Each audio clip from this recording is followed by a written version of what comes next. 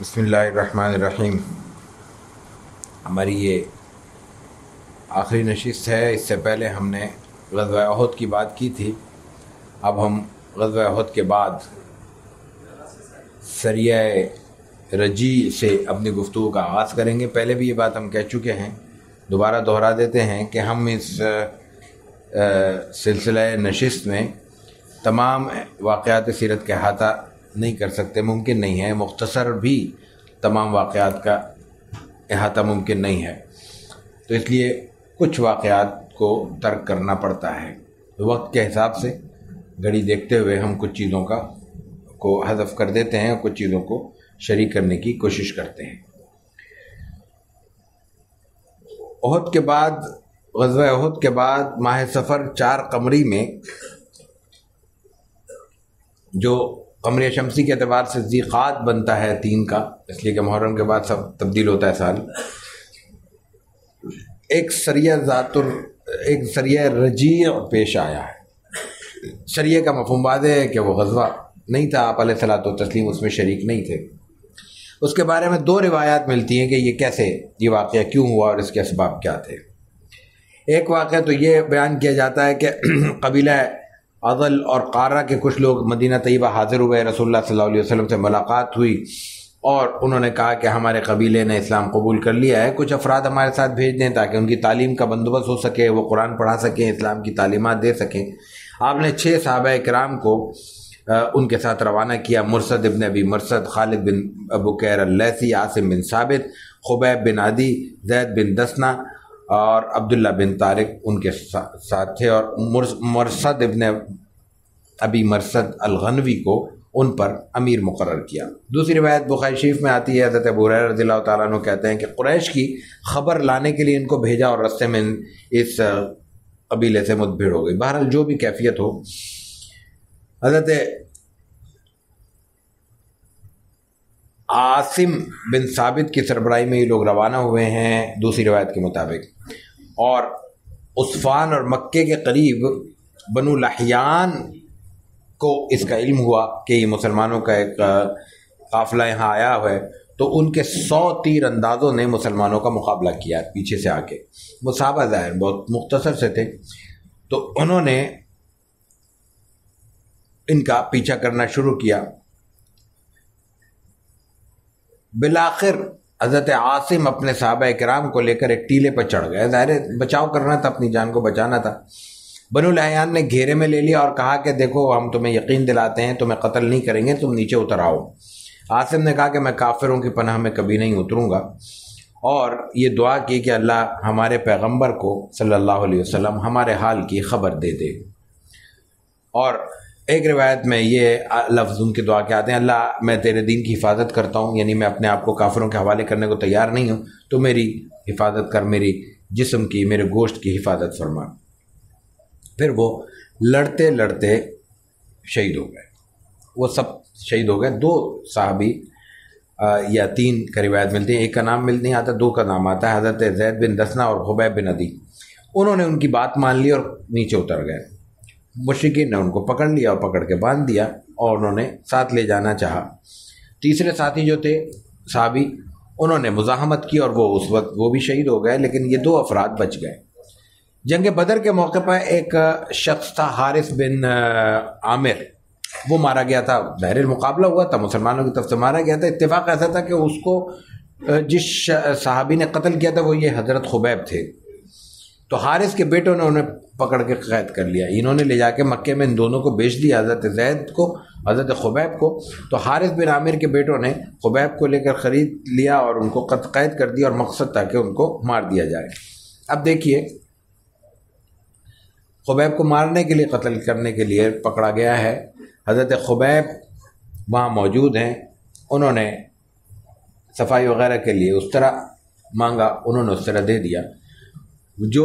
جس شخص نے ان کے حارث، ان کے عامر کے بیٹوں نے، جنہوں نے ان کو پکڑا تھا، ان کی بچی ان سے مانوس ہو گئی، گھر پہ تھے تو ظاہر بچے تو دشمن اور دوست کا اتنا خیال نہیں کر سکتے، تو وہ ان کے گود میں کھیل رہی تھی۔ اب ان کے لیے بڑا آسان تھا کہ اس کو نقصان پہنچاتے، دشمن کی بچی ہے۔ ان کے ہاتھ میں اس طرح دیکھ کر ان کو خیال بھی ہوا کہ یہ کہیں نقصان نہ پہنچائیں، تو حضرت خبیب نے فوراً یہ کہا کہ تم یہ سمجھ رہے ہو کہ میں اس کو نقصان پہنچاؤں گا؟ بچوں کو ہم نقصان نہیں پہنچاتے۔ یہ حضرت خبیب نے وہاں اس موقع پہ کہا۔ پھر ایک اور بات ہوئی، جب ان کو مارنے کے لیے، قتل کرنے کے لیے لے جانے لگے تو اس وقت انہوں نے کہا کہ میں 2 رکعت پڑھنا چاہتا ہوں۔ یہ پہلی بار کسی شخص نے قتل ہونے سے پہلے 2 رکعت پڑھنے کی روایت ڈالی ہے۔ یہ حضرت خبیب کا طریقہ ہے جس پہ عمل ہوتا ہے۔ بولا پڑھی انہوں نے، بہت جلدی سے مختصر سی نماز پڑھی۔ مختصر نماز پڑھنے کے بعد پھر انہوں نے بتایا کہ لے میرا دل بہت چاہ رہا تھا کہ ظاہر ہے کہ ایک شخص کو پتہ ہے کہ اب میں اللہ کے پاس پہنچنے والا ہوں، اس وقت اس کی کیا کیفیت ہوگی نماز پڑھنے کی۔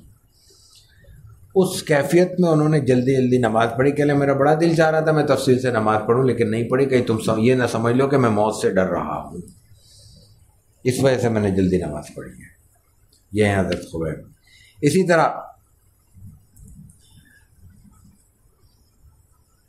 بارکیف حضرت خبیب کو انہوں نے مہلت دی، اس کے بعد انہوں نے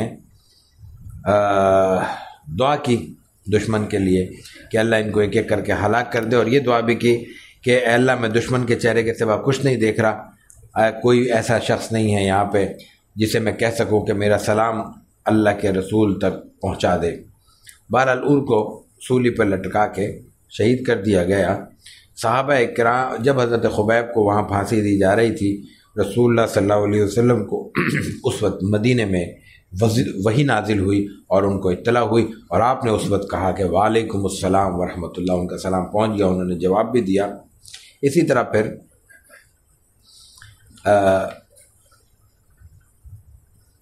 رسول اللہ صلی اللہ علیہ وسلم نے اس وقت صحابہ کرام کو کہا کہ حضرت خبیب کو سولی پر لٹکایا ہوا، انہوں نے مطلب پھانسی دے دی لیکن لٹکا ہوا چھوڑ دیا، کون ہے جو ان کو سولی سے اتار کر لائے؟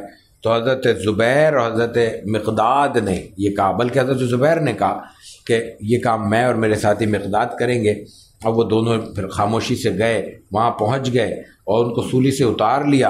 اتارنے کے بعد کفار کو پتہ چلا کہ یہ ہمارے بندے کی اس کی جس کو ہم نے سولی دی تھی اس کی لاش کو لے گئے ہیں مسلمان۔ پھر انہوں نے پیچھے کیا تو پھر کیفیت یہ ہوئی کہ ان کے لیے اپنے آپ کو بچانا مشکل ہو گیا، تو اس وقت انہوں نے دعا کی کہ بس ہم یہ کر سکتے تھے، ہمارا ساتھی ہے اس کی لاش کی اللہ تو حفاظت فرما، تو کہتے ہیں کہ وہ لاش زمین نے نگل لی اور کفار کے ہاتھ وہ نہیں آ سکے۔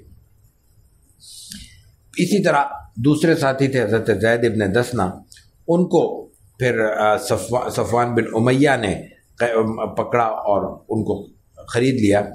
انہوں نے ان کے ساتھ پھر دوسرا واقعہ پیش ہوا۔ اب ان کو قتل کرنے کے لیے لے جایا جا رہا ہے، تو ابو سفیان اس وقت مسلمان نہیں ہوئے۔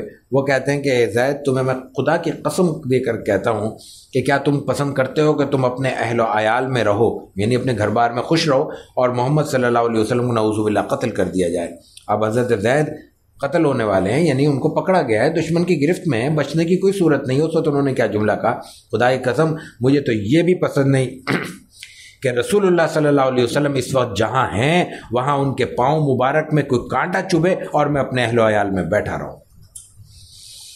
ابو سفیان نے کہا خدا کی قسم میں نے تو کسی کو ایسا محبوب و جانثار نہیں پایا جیسے رسول اللہ صلی اللہ علیہ وسلم اور آپ کے صحابہ ہیں۔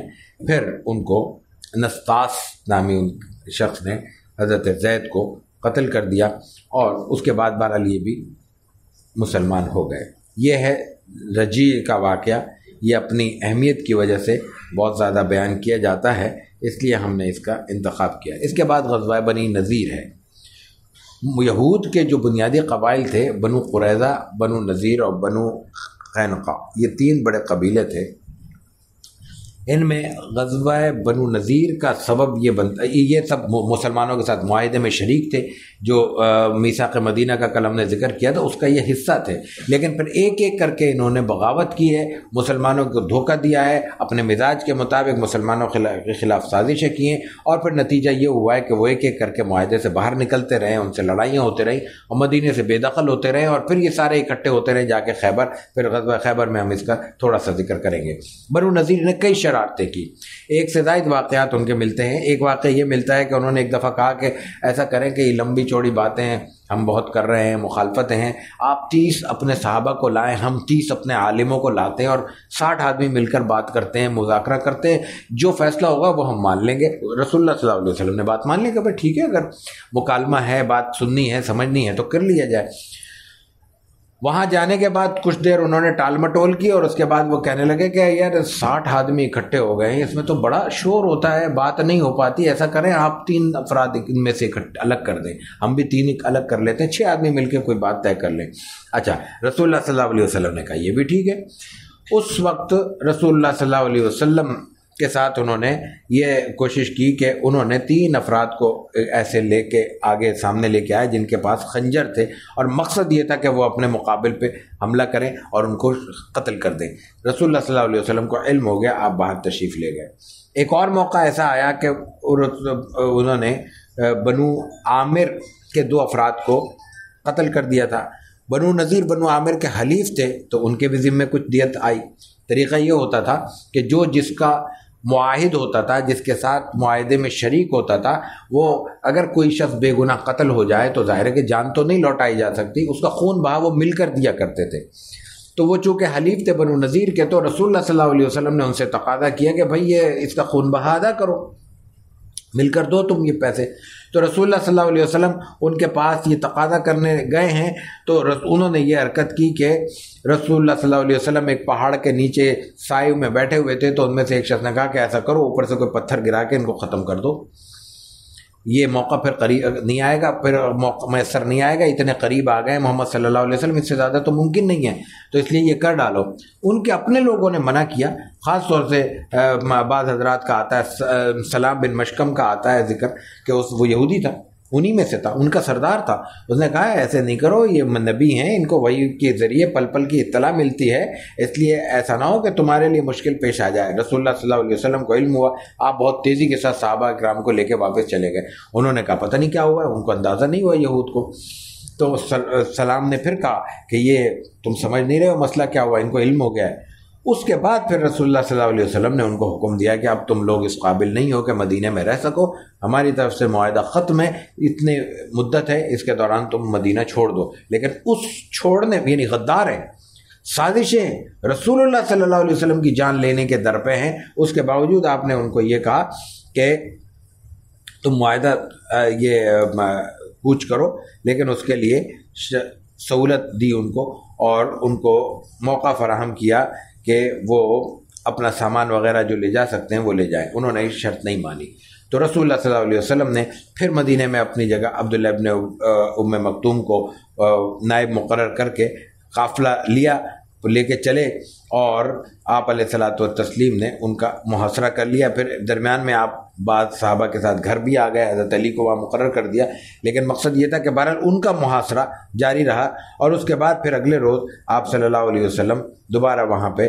تشریف لے گئے، اور پھر آپ نے ان کو کہا کہ یہ ہماری شرائط مان لو۔ انہوں نے نہیں مانی، تو پھر رسول اللہ صلی اللہ علیہ وسلم نے ان کے باغات کاٹنے کا حکم دیا، اور اس میں درخت کاٹنے کا جو مقصد تھا وہ یہ تھا کہ یہود بنیادی طور پہ اپنے باغات پر ہی انحصار کرتے تھے، کھجور کے باغات کی جو فصل تھی وہی ان کی ذریعہ آمدن تھی اور وہی ان کی اطراحت کا باعث تھی۔ تو رسول اللہ صلی اللہ علیہ وسلم نے ان کی قوت کو توڑنے کے لیے باغوں کو، درختوں کو ختم کرنے کا حکم دیا، لیکن روایت میں آتا ہے کہ یہ صرف ان کو ایک ڈرانے کے لیے، پریشرائز کرنے کے لیے حکم تھا تاکہ وہ ہماری بات مان لیں، اور صرف 6 درخت کاٹے گئے، بہت زیادہ کوئی درخت وغیرہ نہیں کاٹے گئے۔ بہرحال اس کے بعد پھر مختلف نوعیتوں کے پیغام رسانی ہوتی رہی، لیکن بہرحال آخر میں انہوں نے صلح کر لی اور طے یہ ہوا کہ اسلحہ چھوڑ کر باقی سب سامان لے جائیں گے، اور اس وقت انہوں نے یہ معاملہ کیا کہ وہ اپنے گھروں کو منہدم کر کے ان کی چوکھٹیں بھی ساتھ لے کر گئے۔ اتنی آزادی دی گئی۔ میرے کہنے کا مقصد صرف یہ ہے کہ ایک ایسی قوم جو بار بار بدعہدی کی مرتکب ہے، خود جناب رسول اللہ صلی اللہ علیہ وسلم کو نقصان نہیں، صرف آپ نقصان کی بات نہیں، آپ کی جان کے در پہ ہے، آپ کو قتل کرنے کی بار بار سازشیں کر رہی ہے، مسلمانوں کو نقصان پہنچا رہی ہے، اس کو جلا وطن کیا جا رہا ہے، معاہدہ ختم کر دیا گیا ہے، اس کے باوجود اس کو اتنا اختیار دیا گیا کہ وہ اپنی مرضی سے سارا سامان سمیٹ کر لے گئے، حتیٰ کہ اپنے گھروں کی چوکھٹیں اور دروازے بھی نہیں چھوڑے، کھڑکیاں دروازے بھی اکھاڑ کر لے گئے۔ البتہ جو اس میں ان کو اسلحہ لے جانے کی دائرے کہ اسلحہ تو لڑائی کا ہتھیار ہے، لے جانے کی اجازت نہیں دی گئی، تو 50 زرہیں، 50 خود اور 340 تلواریں ان کے ہاتھ آئیں۔ کچھ لوگ تو شام چلے گئے ان میں سے، لیکن زیادہ تر لوگ خیبر چلے گئے۔ قرآن کریم کہتا ہے کہ والذی اخرج الذین کفروا من اہل الکتاب من دیارہم لاول الحشر ما ظننتم ان یخرجوا وظنوا انہم مانعتهم حصونہم من اللہ۔ غیر معمولی بات ہے یہ قرآن کریم کا اسلوب، اس لیے میں یہ آیت عرض کر رہا ہوں، فاتاہم اللہ من حیث لم یحتسبوا، اسی نے، اللہ نے اہل کتاب کافروں کو ان کے گھروں سے پہلی بار اکٹھا کر کے نکال دیا، سارا قبیلہ یکمشت نکال دیا گیا، اللہ نے نکالا، حالانکہ تمہیں تو ان کے نکلنے کا گمان تک نہیں تھا۔ ما ظننتم ان یخرجوا، اور ان کا اپنا گمان، تمہارا گمان یہ تھا ہم ان کو نہیں نکال سکتے، اور ان کا گمان، ان کا اپنا کافروں کا، یہودیوں کا گمان کیا تھا؟ ان کا گمان یہ تھا وظنوا انہم مانعتہم حصونہم من اللہ، کہ ان کے یہ جو قلعے ہیں یہ ان کو اللہ سے بچا لیں گے۔ پھر ان پر اللہ کا ایسا عذاب آیا، ان کو گمان تک نہیں تھا، لم یحتسبوا وقذف فی قلوبہم الرعب، اتنا رعب اللہ تعالیٰ نے ڈالا۔ دیکھیں وہ مکان توڑ کے گئے، تو ایک طرح سے کہا جائے گا کہ بھائی انہوں نے ہمارا نقصان کیا، مکان مسلمانوں کے قبضے میں آتے، مسلمانوں کے استعمال میں آتے۔ قرآن نے عجیب بات کی ہے، وہ کہتا ہے کہ ہم نے ان کے دلوں میں ایسا رعب ڈال دیا کہ یخربون بیوتہم بایدیہم وایدی المؤمنین، کہ وہ ایسے مرعوب ہو گئے کہ اپنے ہاتھوں سے اپنے گھر برباد کر رہے تھے۔ بات تو یہی ہے، اپنے گھر انہوں نے خود ہی توڑے ہیں نا۔ یخربون بیوتہم بایدیہم وایدی المؤمنین، سورہ حشر 28ویں پارے کی دوسری سورہ ہے، اس میں یہ تفصیل موجود ہے۔ بہرکیف رسول اللہ صلی اللہ علیہ وسلم نے اس موقع پر جو مال غنیمت ہاتھ آئی، اسلحہ وغیرہ، یہ پھر تقسیم کرنے کے لیے ایک اور فیصلہ کیا، آپ نے انصار کو اکٹھا کیا۔ اس سے پہلے ہم کل کی نشست میں عرض کر چکے ہیں کہ مسلمانوں نے، رسول اللہ صلی اللہ علیہ وسلم نے مدینہ طیبہ آنے کے بعد مسلمانوں اور انصار کے درمیان مواخات قائم کی تھی۔ اس موقع پر آپ علیہ الصلوۃ والتسلیم نے فیصلہ نہیں کیا، مشورہ کیا انصار سے کہ یہ جو مال غنیمت ہاتھ آیا ہے، ایسا کرتے ہیں یہ مال غنیمت مہاجرین کو دے دیتے ہیں اور مواخات ختم کر دیتے ہیں۔ یعنی اب انصار مہاجرین کی کفالت کی ذمہ داری سے دستبردار ہو جائیں گے، وہ اپنے گھر خود بنائیں، خود کمائیں، خود کھائیں، ان کو یہ مدد دے دیتے ہیں۔ اب انصار کا رویہ دیکھیے، یہ پہلا بڑا مال غنیمت ہے۔ انصار کہتے ہیں مال غنیمت بھی ان کو دے دیں، ہمارے گھر بھی ان کے پاس رہنے دیں، یہ ہمارے بھائی ہیں، اسی طرح رہیں گے، ہمیں ان کے مال کی بھی ضرورت نہیں ہے اور ان سے علیحدہ ہم ہی نہیں ہونا چاہتے۔ لیکن رسول اللہ صلی اللہ علیہ وسلم نے ان کی ستائش کی، ان کو شاباش دی، ان کے جذبے پہ ان کو تعریف کی، لیکن آپ نے یہ فیصلہ کیا کہ آج کے بعد مواخات ایک رشتے کے طور پہ برقرار رہے گی، لیکن اس کی جو قانونی اہمیت ہے وہ ختم ہو جائے گی۔ اب مسلمان صاحب انصار اپنے گھروں میں، مہاجرین اپنے گھروں میں، لیکن یہ مال غنیمت اس وقت دیا جائے گا مہاجرین کو، آئندہ پھر جیسے ہوگا اس موقع پر پھر اس فیصلہ کیا جائے گا۔ یہی وہ موقع ہے جس میں شراب کی حرمت ہوئی ہے۔ اس سے پہلے شراب براہ راست حرام نہیں تھی۔ شراب کی حرمت میں بھی ہمارے لیے سبق ہے۔ پہلے قرآن کریم میں ایک صورت نازل ہوئی، یسألونک عن الخمر والمیسر قل فیہما اسم کبیر ومنافع للناس، لوگ پوچھتے ہیں کہ یہ جوا، سٹا اور یہ شراب میں کیا ہے؟ ان کا اس میں جو ہے نا گناہ ہے بہت بڑا، تھوڑا سا منافع بھی ہے لوگوں کا۔ شراب جو لوگ پیتے ہیں اور سلیقے سے پیتے ہیں، وہ ان کے ذہن میں یہی ہوتا ہے کہ اس سے ہمیں تقویت ملے گی، کچھ چستی آئے گی، کچھ ہم کھڑے ہو سکیں گے، اس کو منافع للناس کہا گیا۔ اس کے بعد دوسری آیت قرآن کریم میں نازل ہوئی، یا ایھا الذین آمنوا لا تقربوا الصلاۃ وانتم سکارا، شراب کی بات نہیں کی گئی، یہ کہا گیا کہ یہ اچھی چیز نہیں ہے، اس لیے کہ اگر تمہیں نشہ ہو رہا ہو تو اس وقت نماز نہیں پڑھنا، نماز کے قریب ایسے نہیں جانا کہ نشے کی حالت میں چلے جاؤ، اوٹ پٹانگ کوئی حرکت ہو جائے، کوئی غلطی ہو جائے، زبان سے کچھ ادا کرنا چاہو نکل کچھ جائے، گرفت نہیں ہوگی، اپنے اعصاب ظاہر ہے کہ ڈھیلے پڑ جاتے ہیں اس میں۔ اور اس کے بعد پھر تیسری آیت میں فرمایا کہ انما یرید الشیطان ان یوقع بینکم العداوۃ والبغضاء فی الخمر والمیسر ویصدکم عن ذکر اللہ وعن الصلاۃ فہل انتم منتہون، یہ جو شیطان ہے اس کی تو خواہش یہی ہے کہ تمہارے درمیان مسائل پیدا کرے، رکاوٹیں، مداخلتیں، عداوتیں پیدا کرے، اس لیے اس سے بچو۔ اور آخری آیت میں آپ نے فرمایا کہ قرآن نے فرمایا اس کے بعد انما الخمر والمیسر والانصاب والازلام رجس من عمل الشیطان فاجتنبوہ، یہ رجس ہے۔ رجس ایسی گندگی کو کہتے ہیں جو خالص نفسی اعتبار سے گندگی، اس لکڑی پہ کوئی چیز گندگی لگ جائے اس کو صاف کر دیا جائے، کھرچ دے، وہ صاف ہو جائے گی، لیکن فضلہ صاف نہیں ہو سکتا۔ پیشاب کو صاف پاک کرنے کی کوئی صورت موجود نہیں ہے، وہ خالص اصلی گندگی ہے، تو رچ اس گندگی کو کہتے ہیں۔ تو ہم نے کہا یہ سب گندگیاں ہیں، تو جب گندگی ہے تو پھر کوئی اس میں گنجائش ہی نہیں۔ لیکن یہ بار بار اتنے ٹکڑوں میں ہدایت کیوں دی گئی اور آہستہ آہستہ اصل حکم کیوں نازل ہوا؟ اصل شریعت کا طریقہ یہی ہے، رسول اللہ صلی اللہ علیہ وسلم کا بھی طریقہ یہی ہے، دعوت اسلام کا جو طریقہ کار آپ نے عطا کیا وہ یہی ہے کہ جو چیزیں انتہائی غیر معمولی ہوتی ہیں اور مزاج کا حصہ ہوتی ہیں، انسان کے اندر رچ بس جاتی ہیں، تو اس میں ایسے الٹپ کھڑے ہو کے کوئی اعلان کر دینا مفید نہیں ہوتا۔ کچھ مانیں گے، کچھ نہیں مانیں گے، اور کچھ اور زیادہ اپنے غلط کام میں پختہ ہو جائیں گے۔ ان کو آہستہ آہستہ برائی کا تصور پیدا کیا جائے، ان کو سمجھایا جائے کہ یہ طریقہ کار درست نہیں ہے، اور رفتہ رفتہ ان کو برائی سے نکالنے کی کوشش کی جائے۔ تو یہ عمل شراب کی حرمت کے لیے بھی دہرایا گیا، اور اس طرح براہ راست پھر وقفے کے بعد شراب کی پابندی لوگوں سے کروائی گئی۔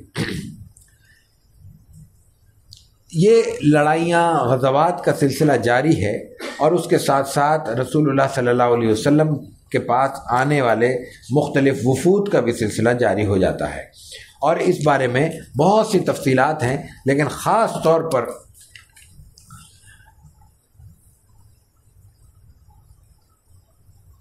5 اور 6 ہجری میں، ہجرت کے 5ویں اور 6ٹھے سال مختلف قبائل آپ کی طرف آنا شروع ہوئے۔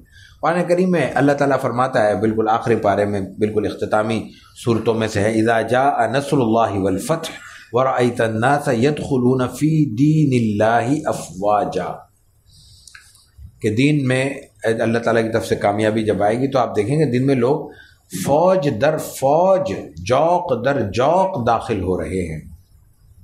یعنی ایک وقت ہے کہ ایک ایک فرد پہ کام کرنا پڑ رہا ہے، محنت کرنی پڑ رہی ہے، افراد کار، رجال سازی کا عمل ہے، لیکن اس کے بعد جب ایک پیغام کی لہر چلے گی تو پھر لوگ بہت تیزی کے ساتھ اسلام کے دائرے میں داخل ہوں گے۔ تو وہ جو دائرہ اسلام میں داخل ہونے کا سلسلہ ہے وہ یہ 5ویں 6ٹھی صدی کے بعد بہت تیزی کے ساتھ آگے بڑھا، اور اس کی ایک صورت یہ ہوئی، اس پہ تھوڑا سا بات آگے چل کے ہم کر رہے ہیں۔ مکاتب نبوی رسول اللہ صلی اللہ علیہ وسلم نے لکھنے شروع کیے، اور ایک سلسلہ یہ ہوا کہ مختلف علاقوں سے مختلف قبائل کے وفود آپ علیہ الصلوۃ والتسلیم کی خدمت میں حاضر ہونا شروع ہوئے۔ یہ پوری ایک تاریخ ہے، سینکڑوں وفود ہیں، ان کا ذکر ظاہر ہے کہ ممکن نہیں ہے چند لمحوں میں ہم کر سکیں، لیکن پہلا وفد جو اس ضمن میں آپ علیہ الصلوۃ والتسلیم کی خدمت میں حاضر ہوا ہے 5ویں 6ٹھی ہجری میں یا اس سے بھی پہلے، وہ وفد عبد قیس ہے۔ عبد قیس قبیلہ ہے، اور یہ بحرین کا بہت بڑا قبیلہ ہے، اور حضرت عباس رضی اللہ عبداللہ ابن عباس رضی اللہ تعالیٰ عنہ کی روایت ہے کہ جواسہ ایک علاقہ ہے بحرین کا، وہاں پہلی بار مسجد نبوی کے علاوہ کوئی مسجد قائم ہوئی ہے، یعنی پہلی مسجد قباء میں قائم ہوئی ہے، آپ علیہ الصلوۃ والتسلیم نے قائم کی ہے، دوسری پھر مسجد نبوی تھی، اور تیسری مسجد جو اس پورے علاقے سے ہٹ کر قائم ہوئی ہے وہ بحرین میں جواسہ میں قائم ہوئے، اور یہ عبد قیس نے قائم کی۔ عبد قیس کے 2 وفد آپ علیہ الصلوۃ والتسلیم کی خدمت میں حاضر ہوئے۔ عام طور پہ سیرت نگاروں کا خیال یہ ہے کہ پہلا وفد 5 اور 6 میں کسی وقت آیا ہے یا اس سے بھی پہلے آیا ہے، اور دوسرا وفد 9 یا 10 ہجری میں آیا ہے، اور انہوں نے پھر رسول اللہ صلی اللہ علیہ وسلم سے پوچھا ہے آپ کیا بیان کرتے ہیں، تو آپ کی تعلیمات کیا ہیں؟ تو اب دیکھیے کہ اسلام کی تعلیم کیا بیان کی جا رہی ہے، ہم کس کو اسلام سمجھتے ہیں، آپ علیہ الصلوۃ والتسلیم کس کو اسلام بیان کر رہے ہیں۔ آپ نے فرمایا میں 4 چیزوں پر عمل کرنے اور 4 چیزوں سے بچنے کا حکم دیتا ہوں، جن پر عمل کرنا ہے خدائے واحد پر ایمان لاؤ، اس کے گواہی دو اللہ کے سوا کوئی معبود نہیں، اور محمد صلی اللہ علیہ وسلم اللہ کے رسول ہیں، پہلی بات۔ دوسری نماز پڑھو، تیسری زکوٰۃ ادا کرو، چوتھا مال غنیمت میں سے خمس دیا کرو۔ مال غنیمت کا طریقہ یہ تھا کہ جو مال غنیمت جنگ کی صورت میں، مقابلے کی صورت میں، کسی لڑائی کی صورت میں حاصل ہوگا، وہ 4 حصے تمہارے ہیں، 5واں حصہ رسول اللہ صلی اللہ علیہ وسلم کا ہے، وہ خمس کہلاتا تھا۔ یہ 4 حکم دیے ان کو، 5واں 4 حکم دیے ہیں بچنے کے۔ دبا، سوکھے ہوئے کدو کے خول میں نبیذ نہ بناؤ، یہ جو کدو کا درخت پھل ہوتا ہے کدو، اس کو اندر سے خالی کر کے اس کے پیالے میں، اس کا پیالہ بن جائے، ظاہر ہے کہ کھال اس کی سخت ہوتی ہے، اس میں کھجور کا شربت بنایا کرتے تھے، کھجور کو پانی میں بھگو دیتے تھے، اس کو نبیذ کہتے تھے، اس کو زیادہ عرصہ رکھا جائے تو اس میں نشہ پیدا ہو جاتا تھا، تو آپ نے کہا اس میں وہ نہ پیدا کرو۔ ایک ہنتم کا منع کیا، لاکھ کا برتن جو روغن کیا جاتا ہے، مٹی کا برتن بنا کے اس پہ روغن کر دیا جاتا ہے، سبز رنگ کا اس وقت بنایا تھا، وہ چکنا برتن ہوتا تھا، اس چکنائی کی وجہ سے اس میں نشہ جلدی پیدا ہو جاتا تھا۔ آپ نے نقیر سے منع کیا، کھجور کی لکڑی کو کھود کر، کھجور کی لکڑی کا مطلب کھجور کا تنا، اس کو پیالہ بنایا جاتا تھا، اس میں بھی نشہ پیدا ہو جاتا تھا، اس سے بھی آپ نے منع کیا، اور مزفت سے منع کیا۔ مزفت ہے، یہ بھی کوئی روغنی برتن ہوتا تھا جس پہ نشہ پیدا ہوتا تھا۔ آپ علیہ الصلوۃ والتسلیم نے ان سے 4 برتنوں سے منع کیا، اس کی بھی حکمت دیکھیے۔ اصل میں منع کرنا تھا نبیذ سے، اصل میں منع کرنا تھا اس ماحول سے۔ جب انسان کسی نشے کا یا کسی لت کا عادی ہوتا ہے تو وہ ماحول اس کے لیے خطرناک ہوتا ہے۔ آج بھی یہ کہا جاتا ہے کہ اگر کسی کو کوئی خدا نخواستہ ایسی برائی لگ جائے تو اس کا ماحول تبدیل کر دیا جائے، وہ اپنے ہمجولوں میں بیٹھے گا، ایک جیسے لوگوں میں بیٹھے گا، تو اس کو وہ پرانی یادیں آنے لگیں گی، اور نہ چاہتے ہوئے بھی وہ اس طرف چلا جائے گا۔ تو وہ برتن، شراب منع کر دی جائے، نبیذ تو جائز تھی، نبیذ تو آج بھی جائز ہے، تو کھجور کو گھول کے شربت بنایا جا سکتا ہے۔ وہ اس وقت ناجائز ہو جاتی ہے جب اس میں نشہ پیدا ہو جائے۔ نشہ کیسے پیدا ہوتا ہے؟ جیسے کچی شراب جیسے بنتی ہے، اس کو اگر بھگو دیا جائے اور کچھ دیر کے لیے رکھ دیا جائے اور اس میں جھاگ پیدا ہو جائے، وہ نشہ آنا شروع ہو جائے گا، وہی نشہ دائر ہے، کہ یعنی سڑ جائے گا جب، تو اس سے بچانا ہوتا ہے۔ تو اصل چیز یہ تھی کہ انسان کا ذہن ایسی غلط چیز کی طرف نہ جائے، اس لیے کہ ابھی حکم نازل ہوا ہے، ابھی ذہن پختہ نہیں ہوئے، عادت پختہ ہو جائے گی تو ویسے ہی ان چیزوں سے بچ جائیں گے۔ تو پہلے آپ علیہ الصلوۃ والتسلیم نے ان برتنوں کے استعمال سے منع کیا، اس کے بعد آپ نے اجازت دے دی کہ ٹھیک ہے استعمال کرو، اب ان برتنوں میں کوئی مسئلہ نہیں ہے، اس لیے کہ یہ تو عام برتن ہیں۔ وقت عبد قیس کے بعد جو اہم ترین غزوہ ہے، وہ اہم ترین واقعہ ہے، وہ غزوہ احزاب ہے۔ غزوہ احزاب کو غزوہ خندق بھی کہتے ہیں۔ احزاب حزب کی جمع ہے، حزب کا مطلب ہے گروہ، جماعت، اور خندق تو خندق ہے، خندق کا معنی تو سب جانتے ہیں کہ ایک بڑی سی کھائی کھودی گئی تھی۔ 5 ہجری میں بنو نذیر کے کچھ لوگ جو خیبر میں آباد ہوئے تھے، انہوں نے قریش اور دوسرے قبائل کو ملا کر ایک بڑا لشکر تیار کیا۔ احزاب اس لیے کہتے ہیں کہ اس میں بہت سارے قبائل شریک ہو گئے، اور انہوں نے لڑ کر مسلمانوں سے لڑنے کے لیے تیاری شروع کر دی۔ رسول اللہ صلی اللہ علیہ وسلم کو علم ہوا تو آپ نے پھر مشورہ کیا۔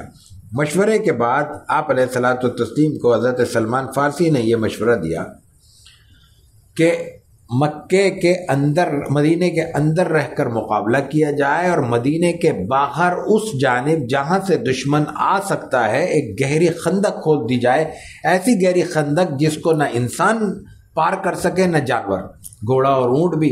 اونٹ تو ظاہر جست نہیں مارتا، گھوڑے کی جست تو بڑی لمبی ہوتی ہے، وہ پار نہ کر سکے، تاکہ ہم محفوظ رہیں، ادھر رہیں ہم، دشمن ادھر ہو، اندر نہ آ سکے۔ رسول اللہ صلی اللہ علیہ وسلم نے اس کی تیاری شروع کر دی۔ یہ جو لشکر ہے 10 سے 12 ہزار افراد پر مشتمل تھا، اور مسلمانوں کی تاریخ میں اس سے بڑا حملہ نہیں ہوا تھا۔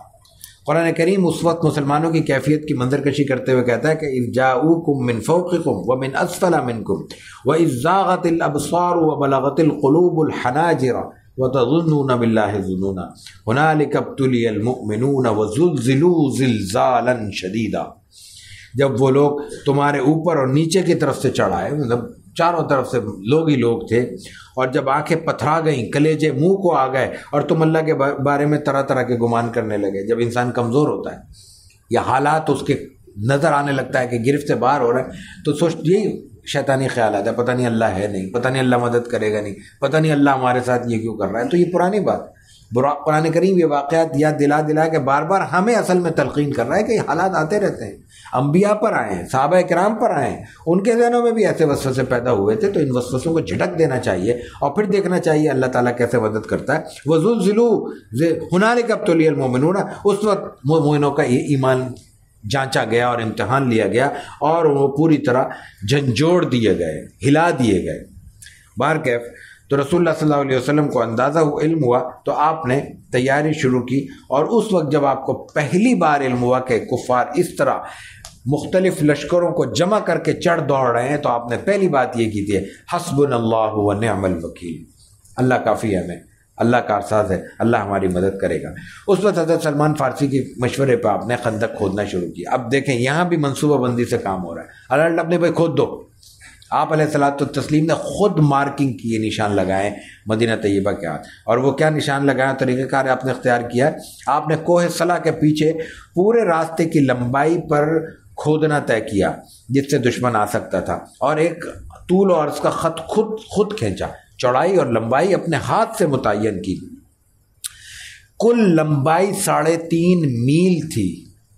3.5 میل کا مطلب ہے تقریباً 4.5-5 کلومیٹر، اور اس کی جو لمبائی چوڑائی اور گہرائی ہے وہ ظاہر ہے کہ اس میں موجود نہیں ہے، لیکن یہ اندازہ کیا جا سکتا ہے کہ وہ اتنی تھی کہ اس پہ گھوڑا جس مار کے دوسرے کونے پہ نہیں آ سکتا تھا، اور نیچے سے ہاتھ دے کر آدمی دوسرے آدمی کے سہارے دوسری طرف منتقل بھی نہیں ہو سکتا تھا، تو خاصی گہری تھی۔ اور پھر آپ نے منصوبہ بندی کے تحت حصہ تقسیم کیا، ہر 10 آدمیوں کو 40 گز زمین کھودنے کا ذمہ دار بنایا۔ 40 گز، 1 گز یہ کہلاتا ہے عام طور پہ، تھوڑا بہت اونچ نیچ کم و بیش تو ہوتا ہے۔ حضرت سلمان فارسی اور دوسرے صحابہ کو آپ نے شامل کر کے پھر مختلف جماعتیں بنائیں، اور حضرت سلمان قوی آدمی تھے، پھر انہی کے آئیڈیا تھا، وہ اس کام کو زیادہ بہتر جانتے تھے، وہ 10 آدمیوں کے برابر کرتے تھے، اور تنہا 5 ہاتھ لمبی، 5 ہاتھ چوڑی، 5 ہاتھ گہری خندق روزانہ کھود ڈالتے تھے اکیلے۔ اس وقت رسول اللہ صلی اللہ علیہ وسلم خود صحابہ کرام کے ساتھ، مہاجرین و انصار کے ساتھ شریک تھے، اور صرف شریک نہیں تھے بلکہ آپ نے اس موقع پہ ایک دفعہ ایک شعر بھی آپ نے فرمایا۔ آپ شعر نہیں پڑھتے تھے لیکن زبان سے ایک جملہ ادا ہو گیا، اللہم ان العیش عیش الاخرہ۔ ظاہر ہے کہ بے سر و سامانی ہے، دشمن چڑھ دوڑا ہے، کھانے پینے کو سامان میسر مکمل طور پر میسر نہیں ہے، اور پھر مزدوری ہے، مشقت ہے انتہائی۔ اللہم لا عیش الا عیش الاخرہ فاغفر الانصار والمہاجرہ، اللہ عیش تو آخرت کا ہی ہے، میرے مہاجرین و انصار کو معاف کر دے، ان کی مغفرت کر دے۔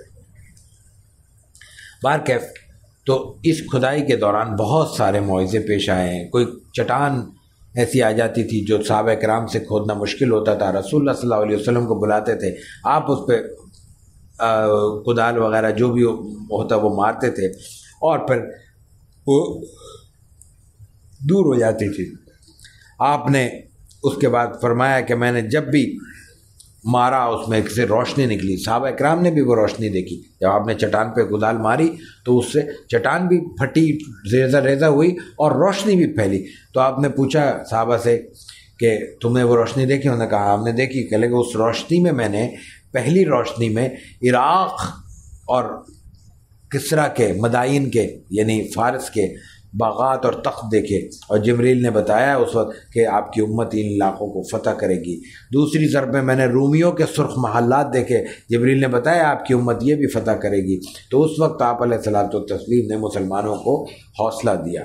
ہم ہجرت کے واقعے میں یہ بیان کر چکے ہیں کہ جب رسول اللہ صلی اللہ علیہ وسلم سراقہ کو بیان کر رہے تھے اور ان کو امان نامہ دے رہے تھے، اور وہ پسپا ہو چکے تھے، ہار مان چکے تھے، تو اس وقت آپ نے کہا تھا کہ وہ کیا وقت ہوگا جب تمہارے ہاتھ میں کسرا کے کنگن ہوں گے۔ اس وقت جب بے سر و سامانی کے عالم میں دشمن سے چھپ کر آپ مکے سے نکل رہے ہیں، اس وقت بھی آپ صحابہ کو، جو بھی ساتھ ہیں 2-3 صحابی، حضرت ابوبکر ہیں، عامر بن فہیرہ ہیں وغیرہ، ان کو یہ بتا رہے ہیں، اور ان کے ذریعے دوسروں تک پیغام ظاہر پہنچتا ہے کہ ہم بہت آگے جانے والے ہیں، ہماری منزل بہت آگے ہے۔ اور یہاں جو کیفیت ہے کہ کھانے کو ایک ایک، یہی وہ موقع ہے جس وقت یہ جو روایتوں میں آتا ہے کہ صحابہ نے شکایت کی کہ بھوک کی وجہ سے ہمارے پیٹ پر 2 پتھر بندھے ہوئے ہیں، تو رسول اللہ صلی اللہ علیہ وسلم نے اپنا پیٹ دکھایا کہ 3 پتھر بندھے ہوئے۔ عربوں کی روایت یہ تھی کہ بھوک کی حالت میں جب انتہائی بھوک ہو، انتہائی کئی دن کا فاقہ ہو، تو کمزوری سے اپنی کمر کو ٹیڑھا ہونے سے، جھکنے سے بچانے کے لیے کمر کے ساتھ پتھر باندھ لیتے تھے۔ ان کا خیال ہوتا تھا کہ اس سے کمر ان کی سیدھی رہے گی۔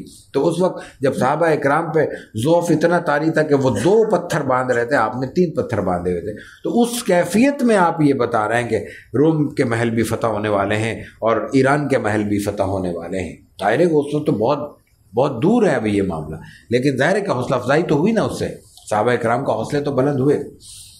اس وقت پھر کئی اور معجزے بھی پیش آئے، منافقین نے بھی اس وقت تانہ زنی کی، اور بھی بہت ساری ایسی چیزیں تھیں جو مسلمانوں کے خلاف جا رہی تھی، لیکن کچھ چیزیں بڑی غیر معمولی بھی ہو رہی تھی، معجزات آ رہے تھے، اور وہ معجزات تھے جو صرف معجزہ برائے معجزہ نہیں تھا، اس وقت کی مسلمانوں کی ضرورت پوری کر رہا تھا۔ مثال کے طور پہ حضرت جابر نے دیکھا کہ ان کو سب صحابہ خصوصاً رسول اللہ صلی اللہ علیہ وسلم نہایت بھوکے ہیں، ظاہر ہے کہ صحابی تھے، ان کے لیے وہ چیزیں برداشت کرنا اتنا آسان نہیں تھا۔ وہ خاموشی سے اجازت لے کے گھر گئے، اہلیہ سے پوچھا کچھ ہے؟ انہوں نے کہا بھائی کچھ تھوڑا سا آٹے کا سامان بھی ہے، روٹی کا سامان بھی ہے، اور ایک بکری کا بچہ بھی ہے، انہوں نے کہا ذبح کرو اور تیار کرو کھانا، میں حضور کو بلا کے لاتا ہوں۔ آپ نے رسول اللہ صلی اللہ علیہ وسلم سے کہا کہ بھئی ایسے ایسے کچھ تھوڑا سا انتظام ہوا ہے، تو آپ 2-4 صحابہ کے ساتھ چلے۔ اب ظاہر ہے ایک بکری کا بچہ کتنا اور کتنے دن کا فاقہ ہے، 3 وقت کھانے کی جو ہماری روایت ہے اس میں ہم کیا اندازہ کر سکتے ہیں، 6 دن فاقوں، 8 دن فاقوں کی بات۔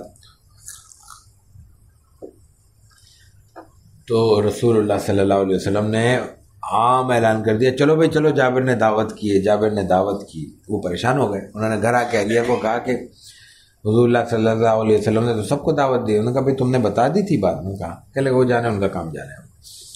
باہر کہ آپ آگے آپ نے البتہ یہ کہا کہ بھائی کھانے کے جو بھی دیگ ہے، پتیلا ہے، وہ کھولنا نہیں جب تک میں نہ آ جاؤں۔ پھر آپ صلی اللہ علیہ وسلم تشریف لائے ہیں، اور آپ نے خود اس پہ کوئی کچھ پڑھا ہے، کوئی دم وم کیا ہوگا، اور اس کے بعد آپ نے کھلانا شروع کیا ہے۔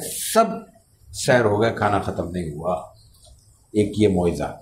ایسے ایک اور معجزہ، کھجور کا معجزہ اس موقع پر بیان کیا جاتا ہے۔ سعید بن مینا بیان کرتے ہیں، ان سے بشیر بن سعد کی بیٹی اور نعمان بن بشیر کی بہن کہتی ہیں کہ میری والدہ نے مجھے کچھ کھجوریں دی، کہا کہ تمہارے ماموں اور تمہارے والد جو ہے نا وہ بھوکے ہیں، کپڑے میں تھوڑی سی کھجوریں، مٹھی بھر کھجور کھایا جاتا ہے۔ رسول اللہ صلی اللہ علیہ وسلم ان کو جا کے چپ چاپ دیا، ظاہر ہے کہ 2-4 کھجوریں کھا لیں گے، تھوڑا سا سارا ہو جائے گا۔ رسول اللہ صلی اللہ علیہ وسلم نے دیکھا کہ بچی جا رہی ہے کھجور لے کے۔ کہاں جا رہی ہو؟ کہ کھجور لے کے فلاں لوگ جا رہے ہیں، ادھر آ جاؤ۔ کھجوریں ہاتھ میں لے لی، اور صحابہ کرام میں اعلان کر دیا آ جاؤ کھجور کھا لو۔ تو راوی یہ کہتے ہیں کہ رسول اللہ صلی اللہ علیہ وسلم نے کپڑا بچھانے کا حکم دیا، کھجوریں اس پر پھیلا دیں، اور کہا کہ اہل خندق کو جا کے اعلان کرو۔ کوئی صحابی ساتھ کھڑے تھے، انہوں نے کہا کہ جاؤ اہل خندق کو بلا لو، سب کو کہو کہ کھانے کے لیے آ جائیں، کھانے کے لیے آئے ہیں۔ آپ علیہ الصلوۃ والتسلیم نے ان کو کھانا جمع کر کے ان کو کھجوریں دینا شروع کر دی، اور کھجوروں میں اضافہ ہوتا رہا۔ ایسا محسوس ہو رہا تھا کہ کپڑے سے دونوں طرف سے کھجوریں مسلسل گرتی چلی جا رہی ہیں، اور سب سیر ہو گئے، وہ کھجوریں ختم نہیں ہوئیں۔ بہرکیف روایتوں میں آتا ہے کہ یہ کام تقریباً کوئی 6 روز میں مکمل ہوا، اور یہ خندق پوری ہو گئی 6 روز میں، 3.5 میل لمبی خندق۔ اس کے بعد اسی دوران بنو قریظہ نے عہد شکنی کر دی۔ بنو نذیر پہلے کر چکے تھے، بنو قریظہ نے اس موقع پر کر دی، اور انہوں نے بہانہ کیا اور اپنا جو لشکر تھا وہ الگ کر دیا۔ انہوں نے رسول اللہ صلی اللہ علیہ وسلم کو علم ہوا، انہوں نے تصدیق کی، تصدیق کرنے کے بعد آپ کو علم ہوا کہ واقعی انہوں نے معاہدہ ختم کر دیا ہے۔ تو قرآن کریم اس وقت پھر اس کیفیت کو بھی بیان کرتا ہے۔ غزوہ خندق کو قرآن کریم نے کئی جگہ مختلف آیات میں بیان کیا ہے۔ وَإِذْ قَالَتْ طَائِفَةٌ مِّنْهُمْ يَا أَهْلَ يَثْرِبَ لَا مُقَامَ لَكُمْ فَارْجِعُوا وَيَسْتَأْذِنُ فَرِيقٌ مِّنْهُمُ النَّبِيَّ يَقُولُونَ إِنَّ بِيُوتَنَا عَوْرَةٌ وَمَا هِيَ بِعَوْرَةٍ إِن يُرِيدُونَ إِلَّا فِرَارًا۔ ان میں سے ایک گروہ کہنے لگا، یثرب والو، مدینہ والو، تم ٹھہر نہیں سکو گے، واپس لوٹ جاؤ۔ اور ان میں سے کچھ لوگ رسول اللہ صلی اللہ علیہ وسلم سے یہ اجازت لینے لگے کہ ہمارے گھر اکیلے ہیں، حالانکہ وہ اکیلے نہیں تھے بلکہ وہ بھاگنا چاہ رہے تھے۔ اسی دوران حضرت زبیر بن عوام رضی اللہ تعالیٰ عنہ نے رسول اللہ صلی اللہ علیہ وسلم کو آ کے بتایا کہ معاملہ گڑبڑ ہے، بنو قریظہ تو غداری کر چکے ہیں، اور وہ اپنے گھروں کو، اپنے قلعوں کو درست کر رہے ہیں، اپنے جانوروں کو انہوں نے الگ محفوظ کر لیا، یعنی ایک الگ سی سچویشن ہے، لڑنے کی تیاری کر رہے ہیں، وہ ہمارے ساتھ نہیں ہے۔ رسول اللہ صلی اللہ علیہ وسلم نے کہا ٹھیک ہے، دیکھا جائے گا۔ بہرکیف اس دوران محاصرہ تیز ہوتا چلا گیا، اور مسلمان ظاہر ہے کہ اس بے سر و سامانی کے عالم میں روز بروز پریشان ہوتے رہے اور رسول اللہ صلی اللہ علیہ وسلم اس وقت مسلسل دعا کرتے رہے۔ آپ علیہ الصلوۃ والتسلیم کی دعاؤں کا نتیجہ یہ ہوا کہ 20 دن کے بعد ایک صورتحال ایسی پیش آئی کہ آپ علیہ الصلوۃ والتسلیم کو ایک مدد ملی۔ حضرت اس موقع پر ایک اہم چیز جو بیان کی جاتی ہے وہ یہ عام طور پہ روایت میں آتا ہے کہ جب 20 دن ہو گئے اور لڑائی وغیرہ زیادہ نہیں ہوئی، وہ تھوڑا پورا ہلکا پھلکا پتھر بازی یا تیر اندازی وغیرہ ہوتی تھی، تو رسول اللہ صلی اللہ علیہ وسلم نے بنو غطفان کو اپنے ساتھ ملانے کی کوشش کی اور کہا کہ تمہیں کھجور وجور کی جو فصل ہے وہ تمہیں دے دیں گے، اور 1/3 مدینے کی آبادی، مدینے کی جو فصل ہے وہ تمہیں دے دی جائے گی، لیکن تم ہمارے ساتھ مدد کرو۔ تو اس وقت مسلمانوں کی جانب سے حضرت سعد نے کہا کہ ہم پہلے مشرک تھے، بت پرست تھے، آپ کی مدد سے اللہ تعالیٰ نے آپ کی برکت سے ہمیں مسلمان کر دیا، اب ہم اتنا کھا رہے ہیں پی رہے ہیں، اللہ نے یہ ہمیں رحمت عطا کی ہے کھجور کی، اب یہ ان لوگوں کو دے دیں، ہمیں اس کی ضرورت نہیں ہے، اللہ تعالیٰ فیصلہ کرے گا۔ تو حضرت سعد نے وہ فیصلہ بہرحال نہیں ہونے دیا۔ اس دوران پھر مسلمانوں کو بہت سے ایسے موقع ملے ہیں جس میں ان کی مدد ہوئی ہے، لیکن اس مدد کے دوران 2-3 بڑے واقعات پیش آئے۔ 4 نمازیں مسلمانوں کی اتنا شدید محاصرہ ہوا کہ اکٹھے قضا ہوئی ہیں، نماز تک ادا نہیں کر سکے۔ حضرت سعد بن معاذ انصار کے بڑے سردار ہیں، وہ اس موقع پر زخمی ہوئے ہیں اور اسی زخمی ہونے کی حالت میں ان کا انتقال ہوا ہے۔ ان کا واقعہ آگے ذکر کرتا ہوں۔ آپ علیہ الصلوۃ والتسلیم نے مسلسل دعا جاری رکھی ہے، اور آپ جس جگہ دعا فرماتے تھے وہ جگہ ہے جہاں مسجد فتح آج موجود ہے خندق کے ساتھ۔ خندق کی علامت کے طور پر کسی زمانے میں یہاں 7 مساجد ہوا کرتی تھیں، اور اسی میں مسجد سلمان فارسی بھی ہے، لیکن وہ زیادہ تر مساجد اب گرا دی گئی ہیں۔ جہاں مساجد سبا کے نام سے ایک مسجد بنائی گئی، لیکن وہ الگ ابھی بنائی گئی ہے۔ پرانی جو مسجدیں تھیں وہ بھی کوئی عہد نبوی کی مسجدیں نہیں تھیں، لیکن بہت ظاہر ہے کہ قدیم مسجدیں تھیں، اور وہ محسوس یہ ہوتا ہے کہ خندق کے جو کونے تھے یا جہاں موڑ ہوتے ہوں گے وہاں شاید علامت کے طور پر مسجد بنا دی جاتی ہوگی، تھوڑے تھوڑے فاصلے پہ کئی مسجدیں تھیں بارکیف، لیکن تھوڑا اونچائی پر، چڑھائی پر اوپر جا کے ایک چھوٹی سی مسجد فتح ہے، یہ بھی اس وقت نہیں تھی۔ یہاں ایک کوئی صاحبان سا تھا، آپ علیہ الصلوۃ والتسلیم یہاں عبادت کیا کرتے تھے، دعا فرماتے تھے۔ تو روایتوں میں آتا ہے کہ بدھ کے روز ظہر کے نماز کے بعد عصر سے پہلے آپ کو بشارت ہوئی ہے کہ آپ کی دعا قبول کر لی گئی ہے، اور اللہ تعالیٰ ان مشرکین کے اس عذاب کو جو ہم پہ مسلط ہے اس کو ہٹا دے گا۔ اس کی صورت یہ بنی کہ قبیلہ غطفان، جس کا ہم نے ابھی ذکر کیا، جس کو رسول اللہ صلی اللہ علیہ وسلم ملانا چاہتے تھے، ان کے ایک صحابی تھے نعیم بن مسعود، ان کو دل میں اللہ تعالیٰ نے اسلام ڈال دیا۔ اچھا، وہ اسی موقع پہ مسلمان ہوئے تو کفار کو علم نہیں تھا کہ یہ مسلمان ہو چکے ہیں۔ وہ اسلام لانے کے بعد رسول اللہ صلی اللہ علیہ وسلم کے پاس آئے اور کہا کہ معاملہ تو بہت نازک ہو چکا ہے، مسلمانوں کی صورتحال اچھی نہیں ہے، ظاہر ہے کہ کمزوری میں ہے، مالی طور پر بھی اور بھوک اور افلاس کا بھی معاملہ ہے، تو آپ مجھے اجازت دیں میں کوئی تدبیر کروں۔ ظاہر ہے کہ جنگ میں مختلف حوالوں سے تدبیر کرنے کا ایک اختیار ہے، اور یہ اختیار سب استعمال کرتے ہیں۔ آپ نے کہا جو چاہو دل میں آ رہا ہے، جو کچھ اچھا فیصلہ کر سکتے ہو کرو۔ انہوں نے اس موقع پر جو لشکر تھے مختلف، ظاہر ہے کہ الگ الگ قبیلے ہیں، الگ الگ مقاصد ہیں، صرف مسلمانوں کی دشمنی میں اکٹھے ہوئے ہیں، ویسے وہ الگ الگ ہیں، ان میں ایسی حکمت عملی اپنائی کہ ان میں پھوٹ ڈال دی، اور ان دونوں کو آپس میں، ان قبائل کو خاص طور سے مدینے کے جو قبائل تھے ان کو قریش مکہ کے ساتھ بدگمانی میں مبتلا کر دیا۔ اس کا نتیجہ یہ ہوا کہ وہ آپس میں ایک دوسرے پر شک کرنے لگے۔ ایک بات تو یہ ہوئی، اصل بات تو وہی تھی کہ پیچھے رسول اللہ صلی اللہ علیہ وسلم کی دعا قبول ہو چکی تھی، آپ کو بشارت ملی کہ دعا قبول ہو گئی ہے، تو موسم تبدیل ہو گیا اور انتہائی شدید قسم کی بارش، اور بارش سے زیادہ آندھی آ گئی۔ وہ وہاں پہ جو آئے تھے ظاہر ہے کہ لڑنے کے لیے آئے تھے، بڑی مدت کے لیے آئے تھے، مہینے کے قریب تو یہ محاصرہ ہو چکا تھا مسلمانوں کو، تو اس سے پہلے سے وہاں پہ محاذ پہ کھڑا ہونا پڑا تھا، اس لیے کہ 6 دن تو کھدائی کے لگے تھے۔ تو اس کیفیت میں ان کے ساتھ کھانے پینے کا سامان بھی تھا، اسلحہ بھی تھا، اور وغیرہ وغیرہ تھا، انہوں نے کیمپنگ کی ہوئی تھی، تو مختلف وہ اپنے کیمپ لگائے ہوئے تھے۔ وہ آندھی نے وہ سب اڑا دیے، سامان تتر بتر ہو گیا، حتیٰ کہ جو کھانے خوراک تھا نا، غلہ تھا، کھجور ہوگی، جو بھی چیز ہوگی، وہ سب کی سب مٹی میں مل گئے، اڑ گئے، تھیلے اڑ گئے اور وغیرہ وغیرہ. اس سے وہ خوفزدہ ہو گئے اور بالآخر وہ بھاگنے پر مجبور ہو گئے اور مسلمان وہاں سے واپس لوٹ کر گھروں کو آ گئے. قرآن کریم کہتا ہے یا ایھا الذین آمنوا اذکروا نعمت اللہ علیکم اذ جاءتکم جنود فارسلنا علیہم ریحا وجنودا لم تروها. اے اللہ، اے ایمان والو، اللہ کی اس نعمت کو یاد کرو جو تم پر اس وقت ہوئی تھی جب تم پر فوجیں آن پڑی تھیں. فوجیں وہی جنود لشکر کے جمع ہے، بہت سارے لشکر، یعنی وہی بہت سارے گروہ.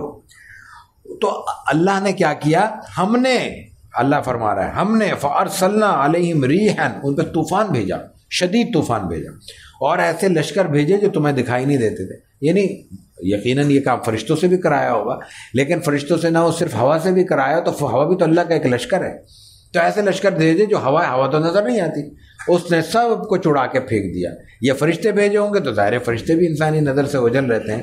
تو اس شدید آندھی کے نتیجے میں ان کا سارا سامان برباد ہو گیا اور وہ بے بدحواسی کے عالم میں اپنا جو کچھ تھا وہ سامان چھوڑتے ہوئے وہاں سے رخصت ہونے پر مجبور ہو گئے. اس پورے غزوے میں 6 مسلمان شہید ہوئے اور 3 کافر قتل ہوئے، لیکن مسلمان اس میں بچ گئے. مطلب اپنے شہر کو بچانے میں، اپنی قوت کو بچانے میں، اپنی حکومت کو بچانے میں کامیاب ہو گئے. عین لڑائی کے موقع پر بنو قریظہ نے اب غداری کی تھی. اب اسلام کا تصور یہ دیکھیے، اسلام کو اس بات سے کوئی دلچسپی نہیں ہے کہ کون مسلمان ہے کون کافر ہے. جو مسلمان ہے وہ مسلمان ہو، جو کافر ہے وہ کھل کر کافر ہو. مسلمانوں کے لبادے میں، مسلمانوں کے حلیے میں مسلمان نہ رہنا یہ پسندیدہ یا یہ قابل قبول نہیں ہے. رسول اللہ صلی اللہ علیہ وسلم ابھی صحابہ کرام کے ساتھ مکہ میں تو ہیں، یعنی محاذ سے اٹھ کر اپنے گھروں کو منتقل نہیں ہوئے ہیں کہ جبرائیل امین آ گئے اور انہوں نے آتے ہی کہا کہ آپ لوگوں نے ہتھیار اتار دیے. ہم نے تو نہیں اتارے. تصور کیجئے، مہینے سوا مہینے سے اپنے گھروں سے باہر بے سر و سامانی کے عالم میں لڑ رہے ہیں، کتنی تھکاوٹ ہوگی. نہ نہائے ہوں گے، نہ دھوئے ہوں گے، نہ کپڑے لتوں کا مسئلہ ہوگا، خوراک کا معاملہ ہوگا. گھروں کو پہنچے نہیں ہیں، اللہ کی طرف سے ایک اور آزمائش تیار ہے. نہیں، فرشتوں نے اسلحہ نہیں اتارا. کیا حکم ہے؟ بنو قریظہ کی طرف چلو. یہ بات بار بار دہرائی جا چکی ہے کہ مدینہ منورہ مختلف آبادیوں کا مجموعہ تھا، تو وہ مسجد نبوی سے ہٹ کر ایک آبادی تھی، وہ ان کے اپنے قلعے تھے، اپنی آبادی تھی، وہ اس میں رہتے تھے بنو قریظہ. تو وہاں جانے میں ظاہر وقت چاہیے تھا. ظاہر ہے کہ پہاڑی علاقہ ہے، اونچ نیچ ہے، ایسے سڑکیں تو نہیں بنی ہوئی کہ جناب چند لمحوں میں ایک کونے سے دوسرے کونے پر انسان منتقل ہو سکے. آپ علیہ الصلوۃ والتسلیم نے صحابہ کو کہا کہ بھائی حکم آ گیا ہے، فوراً نکلنا ہے. اس وقت یہ جو واقعہ بیان ہوتا ہے نا، یہ اس وقت کا ہے. آپ نے کہا کہ عصر کی نماز بنو قریظہ میں پڑھنی ہے. آپ نے تو ایک جنرل اسٹیٹمنٹ دے دیا. اب لوگ نکل رہے ہیں گھروں سے، نکلنے میں بھی دشواری ہوتی ہے، ٹائم لگا ہے. ابھی آئے ہیں، کوئی شاید گھر میں داخل ہو گیا ہو، کسی نے وضو پیشاب شروع کر دیا ہو. تو کچھ لوگ مغرب سے پہلے، مغرب تو اندازہ ہوتا کوئی نہیں پہنچ سکا. کچھ لوگوں میں پھر 2 گروہ یہ بن گئے کہ کچھ لوگوں نے کہا کہ رسول اللہ صلی اللہ علیہ وسلم کا حکم ہے مغرب وہاں پڑھنی ہے، مغرب قضا ہوتی ہو جائے، حکم ہے اب مغرب وہیں پڑھیں گے. دوسرے حضرات نے یہ کہا کہ نہیں. اب یہ ذوق کا فرق دیکھیے.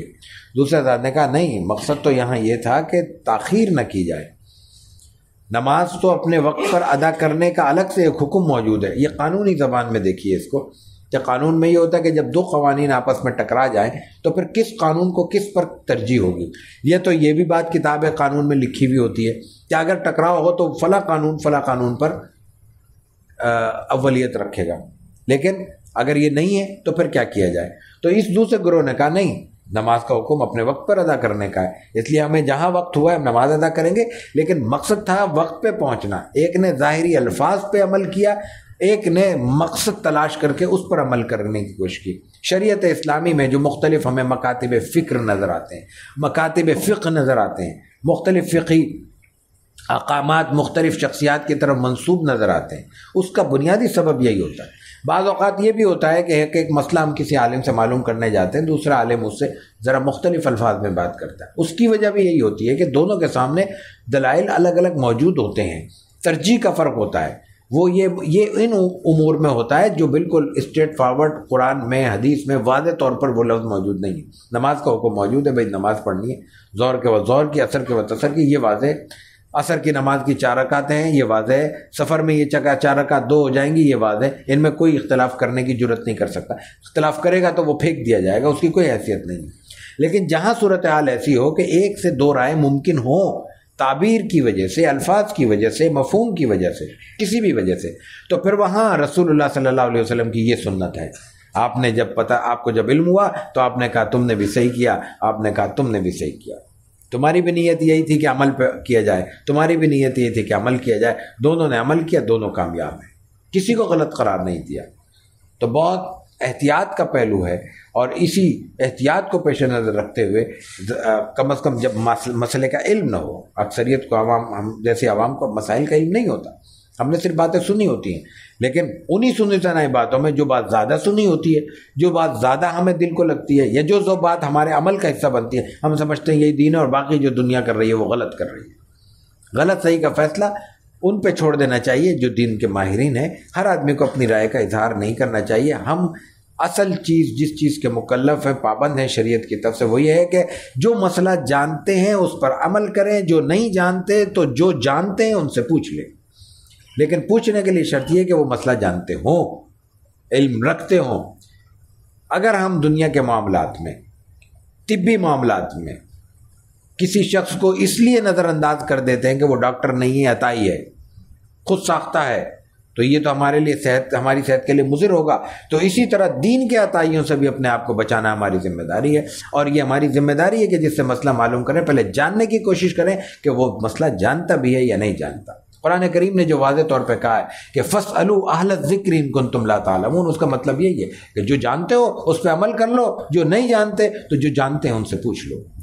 تو آپ علیہ الصلوۃ والتسلیم کے حکم پر وہ وہاں پہنچ گئے، اور بنو قریظہ کا آپ علیہ الصلوۃ والتسلیم نے محاصرہ کر لیا۔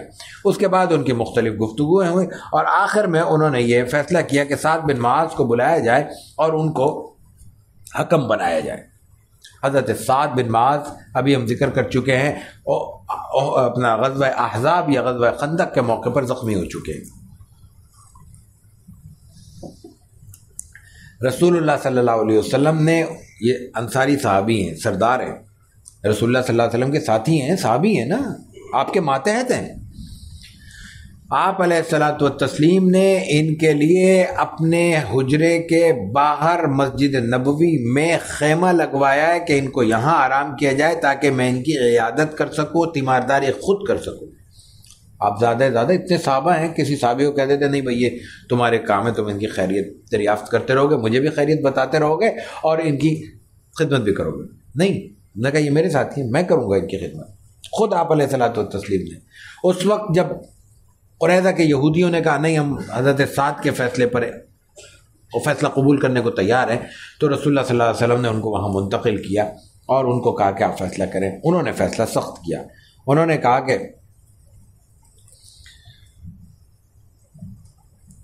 انہوں نے فیصلہ کیا کہ ان کے مردوں کو روک دیا جائے اور ان کی عورتوں کو روک لیا جائے، ان کے لڑنے والوں کو قتل کر دیا جائے، عورتوں بچوں کو غلام بنا لیا جائے، اور ان کو کہا جائے کہ ان کے جو گھر وغیرہ ہیں وہ مہاجرین و انصار کو دے دیے جائیں۔ یہ حضرت سعد نے فیصلہ کیا، انتہائی سخت فیصلہ تھا۔ اور اس کے بعد پھر کہا جاتا ہے کہ ان کے کئی 100 افراد تھے جن کو مارا گیا ہے۔ یہ سیرت کا اہم ترین واقعہ ہے جس پر بہت زیادہ بات ہوتی ہے، لیکن اس معاملے میں روایات مختلف ہیں۔ دوسری روایات میں یہ بات ثابت ہے، اب ان میں کون سی روایات درست ہیں کون سی روایات درست نہیں ہے اس میں تفصیل کا بھی موقع نہیں ہے، اور ہماری اپنی بھی کوئی ایسی تحقیق نہیں ہے جو ہم آپ کے سامنے اپنے نام سے پیش کر سکیں، لیکن دوسری تحقیق بیان کی جاتی ہے کہ اس میں سے صرف چند افراد کو جو انتہائی شریر تھے یا جو اس پورے قضیے کے ذمہ دار تھے ان کو قتل کیا گیا ہے، باقی حضرات کو سب کو چھوڑ دیا گیا ہے اور ان کو وہاں سے منتقل کر دیا گیا ہے۔ یہ وہاں سے جانے کے بعد خیبر میں آباد ہوئے ہیں اور یہ یہاں سے چلے گئے ہیں۔ اس میں تفصیلات مختلف کتب میں موجود ہیں۔ بہرکیف اس موقع پر حضرت سعد بھی کچھ عرصے بیمار رہ کر شہید ہو گئے، اور وہ اسی زخم کی وجہ سے شہید ہوئے ہیں جو غزوہ احزاب کے موقع پر ان کو لگا تھا۔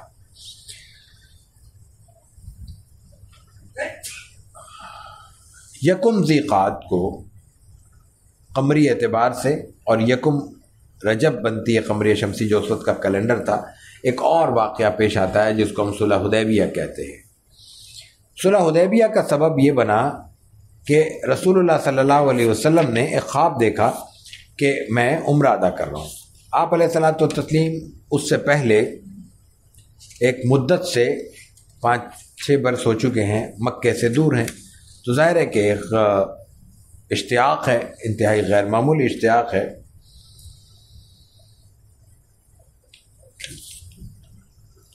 آپ صلی اللہ علیہ وسلم نے صحابہ سے ذکر کیا، صحابہ کرام تیار ہو گئے، ایک بڑا لشکر آپ کے ساتھ تیار ہو گیا۔ آپ علیہ الصلوۃ والتسلیم نے صرف تلواریں ساتھ لی، جو ان کا کلچر تھا کہ تلوار ساتھ لے کر سفر کیا کرتے تھے۔ احرام باندھا، قصوہ پہ بیٹھے اور جانوروں کو شعار کیا، یعنی قربانی کے جو جانور ساتھ لیے جاتے تھے ان پہ نشان لگایا جاتا تھا تاکہ دور سے یہ پہچانے جائیں کہ یہ قربانی کے لیے ہیں، نہ تجارت کے لیے ہیں، نہ لڑنے کے لیے ہیں، نہ کوئی اور مقصد ہے۔ اور اس کا وہاں عربوں میں بہت احترام تھا، یعنی اگر کوئی لشکر احرام کی حالت میں ہوتا اور شعار شدہ جانور قربانی کے لیے ان کے ساتھ ہوتے تو ان کو لٹیرے بھی نہیں لوٹا کرتے تھے، اور ان کے راستے میں آنے والی کوئی رکاوٹ ان کو تنگ نہیں کرتی تھی، بلکہ ان کا تصور یہ تھا کہ یہ اللہ کے گھر کے مہمان ہیں، اگر ان کو نقصان پہنچائے گا تو ہمیں نقصان پہنچے گا۔ تو رسول اللہ صلی اللہ علیہ وسلم وہ لشکر لے کے نکلتے ہیں، لیکن جب مدینے کے قریب پہنچتے ہیں 1400 کے قریب صحابہ اکرام آپ کے ساتھ ہو جاتے ہیں۔ بہرحال جب مکے کے قریب پہنچتے ہیں تو شمیسی جو آج کی جگہ ہے، جو حدیبیہ جس کو کہا جاتا ہے، وہاں پہ ان کو روک لیا جاتا ہے، اور ان کا عربوں کا ایک کشمکش کا سلسلہ شروع ہو جاتا ہے۔ ان کو اصل جو کشمکش ہے وہ یہ ہے کہ اگر ان کو اندر لانے کی اجازت دیتے ہیں تو اب تک تو ہم ان سے لڑتے رہیں، ان کو ہم قبول نہیں کر رہے۔ اب اس کا تصور عربوں میں یہ جائے گا کہ ہم نے ان کو بطور ریاست، بطور حکومت، بطور طاقت، بطور قوت ان کو تسلیم کر لیا، اور اگر کہتے ہیں جاؤ، نہیں آنے دیتے، ظاہر ہے کہ متولی ہے، وہ طاقت ہے، حکومت ہے، تو اس کا نتیجہ یہ ہوگا کہ عربوں میں یہ تصور جائے گا کہ یہ جو مکے کے قریش ہیں انہوں نے بیت اللہ پہ قبضہ کر لیا ہے، اس لیے کہ وہاں یہ تصور تھا کہ بیت اللہ سب کا مشترکہ ہے، یہاں آنے والے کسی شخص کو نہیں روکا جا سکتا، قریش صرف اس کے متولی ہے۔ تو یہ کشمکش تھی، لیکن اس کشمکش میں انہوں نے بہرحال فیصلہ یہ کیا کہ مسلمانوں کو آنے نہیں دیا جائے گا۔ مذاکرات کا دور شروع ہوتا ہے اور اس میں مختلف حضرات آ کے مسلمانوں سے مذاکرات کرتے ہیں۔ اس دوران رسول اللہ صلی اللہ علیہ وسلم اپنے انتہائی قریبی شخصیت، آپ کے داماد ہیں، آپ کے ساتھی ہیں، حضرت عثمان ابن عفان، عثمان غنی رضی اللہ تعالیٰ عنہ کو مذاکرات کے لیے بھیجتے ہیں کہ جاؤ مکے والوں کو سمجھا کے آؤ کہ ہم لڑنے نہیں آ رہے، ہم تو طواف کریں گے، حج کریں گے، وہ عمرہ کریں گے، چلے جائیں گے۔ حضرت عثمان ادھر جاتے ہیں تو دو عجیب باتیں پیش ہوتی ہیں۔ وہاں جانے کے بعد صحابہ کرام میں چہ میں گوئی ہوتی ہیں، عثمان تو چلے گئے، ہم رہ گئے، اب وہ تو طواف کریں گے۔ رسول اللہ صلی اللہ علیہ وسلم کہتے ہیں کہ نہیں، ہمارے بغیر نہیں کریں گے۔ ان سے کوئی بات نہیں ہوئی، ان سے یہ ڈیل نہیں ہوئی کہ جا رہے ہو تم بات نہیں کرنا، طواف نہیں کرنا، صرف مذاکرات کرنے جاؤ۔ رسول اللہ صلی اللہ علیہ وسلم اپنے خیال کا اظہار کرتے ہیں، نہیں وہ ایسا کریں گے نہیں، ہمارے بغیر نہیں کریں گے وہ طواف۔ ادھر کیا ہوتا ہے، ادھر بات چیت تو ناکام ہو جاتی ہے، وہ بات نہیں مانتے حضرت عثمان کی، لیکن ان کو رعایت یہ دیتے ہیں کہ آپ چونکہ قاصد کے طور پہ، سفیر کے طور پر یہاں موجود ہیں، آپ طواف کرنا چاہیں کر لیں۔ انہوں نے کہا نہیں، میں یہاں طواف کرنے نہیں آیا، میں تو حضور کا پیغام لے کے آیا ہوں، طواف میں رسول اللہ صلی اللہ علیہ وسلم کے ساتھ کروں گا۔ ایک ہی وقت میں یہ دو واقعہ پیش ہے۔ دوسری جانب ان کو آنے میں تاخیر ہوتی ہے تو افواہ پھیل جاتی ہے کہ حضرت عثمان کو شہید کر دیا گیا۔ اس سے پہلے رسول اللہ صلی اللہ علیہ وسلم کا طریقہ دیکھیے کہ کوئی مزاحمت نہیں کر رہے، مسلسل ان کی باتیں ماننے کو تیار ہے، کہہ رہے ہیں ہم تو عمرہ کرنے آئے ہیں، ہم تو زیارت کرنے آئے ہیں، ہمارا کوئی اور مقصد نہیں ہے۔ لیکن جس وقت رسول اللہ صلی اللہ علیہ وسلم کو یہ علم ہوتا ہے، آپ فوراً بیعت لیتے ہیں صحابہ سے، شہادت کی بیعت، جہاد کی بیعت لیتے ہیں۔ وہ بیعت ایک درخت کے نیچے لی جاتی ہے، اس درخت کا مقام دیکھیے، اس جذبے کا تصور کیجئے جس جذبے سے 1400-1500 مسلمانوں نے بیعت کی ہوگی رسول اللہ صلی اللہ علیہ وسلم کے ہاتھ پہ، کہ قرآن نے اس درخت کا ذکر بھی قرآن میں محفوظ کر دیا۔ لقد رضی اللہ عن المؤمنین اذ یبایعونک تحت الشجرہ، درخت کے نیچے جب وہ وقت یاد کیجئے کہ مومنین سے اللہ کے رسول بیعت لے رہے تھے۔ بہرکیف بیعت ہوئی، اور اس بیعت کے بعد آپ صلی اللہ علیہ وسلم نے اپنے ایک ہاتھ پہ حضرت عثمان کا ہاتھ رکھا، یہ عثمان کی طرف سے بیعت لے رہا ہوں۔ خیر اس دوران معلوم ہوا کہ وہ بات درست نہیں ہے، پھر مذاکرات ہوئے، مذاکرات لمبے ہوئے، بہت سے لوگ اس میں آئے، لیکن قریش نے قریش کی جو ہمت ٹوٹی ہے وہ اس بیعت کی وجہ سے ہمت ٹوٹی۔ یعنی اس افواہ کا پھیلنا مسلمانوں کے لیے خیر ثابت ہوا کہ اس کے نتیجے میں قریش کو یہ احساس ہوا کہ ان سے مقابلہ نہیں کیا جا سکتا، یہ تو لڑنے کے لیے تیار ہیں، انہوں نے تو موت پر بیعت کر لی ہے۔ تو انہوں نے پھر کہا کہ اچھا بھائی کچھ معاہدہ کیا جائے لیکن اس کی شرائط سخت ہوں گی۔ اب شرطیں سنیں، 10 سال تک جنگ بندی رہے گی، اس دوران کوئی مسلمان خدا نہ خواستہ کافر ہو کے مکے آتا ہے تو اس کو آنے دیا جائے گا، اور اگر کوئی مکے والا مسلمان ہو کے مدینے آنا چاہے نہیں آنے دیں گے۔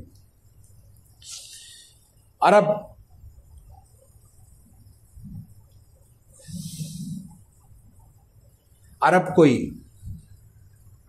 جو قبائل ہیں، ایک تو مسلمان معاہدہ کر رہے ہیں، دوسرے فریق مشرکین مکہ ہیں، مکے والے ہیں۔ عرب باقی جو قبائل ہیں وہ جس فریق کے ساتھ شریک ہونا چاہیں شریک ہو سکتے ہیں، اور آخری شرط یہ تھی کہ کوئی مسلمان پہلے سے مکے میں مقیم ہے، وہ اپنے ان میں سے کوئی کسی کو یہ ساتھ مسلمان نہیں لے جا سکتے، لیکن مکے سے کوئی مسلمانوں میں سے آنا چاہے تو اس کو نہیں روکا جائے گا۔ یعنی ایک تو کافر ہو کے ادھر آئے گا تو ہم قبول کر لیں گے، مسلمان ہو کے جائے گا تو قبول نہیں کریں گے۔ ایک پہلے سے مسلمان ہے لیکن کسی کمزوری کی وجہ سے اب تک ہجرت نہیں کر سکا تو ہجرت نہیں کرنے کی اجازت دی جائے گی۔ اس کا نتیجہ کیا ہوا؟ ایک تو یہ بات تسلیم نہیں کی گئی، مسلمانوں نے قبول نہیں کی دل سے۔ حضرت عمر جیسا شخص بار بار آ کے کہہ رہا ہے، ابو بکر صدیق کے پاس جا رہا ہے، کہہ رہا ہے ہم حق پہ نہیں ہیں کیا؟ ہاں ہیں، تو یہ شرطیں کیسے مان رہے ہیں؟ کہا جا کے پوچھو۔ جب شرط ہو گئی، معاہدہ قبول ہو گیا، اس معاہدے میں لکھتے ہوئے بھی شرطیں غلط پیش آتے رہے۔ آپ نے فرمایا کہ بسم اللہ الرحمن الرحیم، انہوں نے کہا نہیں بسم اللہ الرحمن الرحیم نہیں مانتے ہم تو وہی لکھتے ہیں پرانے طریقے سے، بسمک اللہم وہی لکھو۔ پھر آپ نے کہا کہ من محمد رسول اللہ، انہوں نے کہا نہیں آپ کو تو اللہ کا رسول نہیں مانتے، محمد بن عبداللہ لکھو۔ انہوں نے کہا یہ بھی لکھ دو۔ معاہدہ ہو گیا تو اس کے بعد آپ کیا ہے، اب ظاہر ہے کہ اب اچھا شرط کیا ہوئی طے کہ ابھی بھی عمرہ اب نہیں کر سکتے اس سال، یہ ساری شرطیں ماننے کے بعد بھی عمرہ نہیں کر سکتے۔ اگلے سال آئیں گے اسی موسم میں، خالی ہاتھ آئیں گے، جتنے افراد ہیں یہی آئیں گے، زیادہ نہیں آئیں گے، اور صرف 3 دن کے لیے آئیں گے، عمرہ کریں گے چلے جائیں گے۔ یہ بھی مان لی۔ ماننے کے بعد اب ظاہر ہے احرام باندھا ہوا ہے، اب کیا کیا جائے؟ احرام کا حکم یہی ہے کہ جانور قربان کرو، احرام کھول دو، دم دے دو، تو جانور تو موجود ہیں، قربان کرنے۔ رسول اللہ صلی اللہ علیہ وسلم نے اعلان کر دیا کہ بھئی احرام کھول دو۔ ایک شخص نے بھی احرام نہیں کھولا۔ رسول اللہ صلی اللہ علیہ وسلم کو ظاہر ہے کہ اس معاملے میں پھر تشویش ہوئی کہ میرے تو بات صحابہ، یہ جانثار صحابہ بات ماننے کو تیار نہیں ہے، وہ بات نہ ماننے والی بات نہیں تھی۔ یہاں ہمارے لیے سبق ہے کہ ایک واقعے کا بعض اوقات بظاہر تاثر کچھ اور ہوتا ہے، لیکن اس کی وجوہات کو دیکھنا پڑتا ہے، تب فیصلہ کرنا چاہیے۔ وجوہات کو جانے بغیر فیصلہ کرنا نتائج غلط دیتا ہے۔ آپ صلی اللہ علیہ وسلم نے ایک کہا ہے کہ احرام کھول دو، صحابہ نہیں کھول رہے، کیا کہا جائے گا؟ حضور کی نافرمانی کر رہے؟ نہیں۔ صورتحال کیا تھی؟ شاک تھے۔ شاک کے اندر جب آدمی ہے تو اس کا تو ذہن کام ہی نہیں کر رہا۔ اب ایسے موقع پر حضرت ام سلمہ کام آتی ہیں، آپ کی زوجہ محترمہ، زوجہ محترمہ ہے، خاتون ہیں، مردوں کو تجویز دے رہی ہیں، اور حضور ان کا مشورہ مان رہے ہیں۔ انہوں نے کہا کہ یہ معاملہ یوں نہیں ہے، معاملہ یہ ہے کہ آپ ایسا کریں، کسی کو بھی بلا کے اپنے بال کٹوا دیں، بس کسی صحابی کو حکم دیں کہ میرے بال موڑ دو، بس ختم ہو گیا معاملہ۔ آپ صلی اللہ علیہ وسلم نے ایک کو کہا، انہوں نے بال آپ کے کاٹنا شروع کر دیے۔ تو پھر یہ عالم ہوا کہ صحابہ ایک دوسرے پر سبقت لے جانے لگے کہ ہم پہلے کٹوائیں، ہم پہلے کٹوائیں۔ وہ جو شاکنگ، وہ جو ایک پیریڈ تھا، وہ جو ایک لمحہ تھا نا، وہ گزر گیا، نارمل ہو گئے۔ بار کیف معاہدہ تو ہو گیا۔ قرآن کریم اس کو کہتا ہے کہ یہ فتح ہے، انا فتحنا لک فتحا مبینا۔ فتح کہاں ہے؟ یہ تو دب کر فیصلہ ہو رہا ہے۔ اصل فتح اس میں یہ ہے کہ اس کے نتیجے میں مسلمان یکسو ہو گئے۔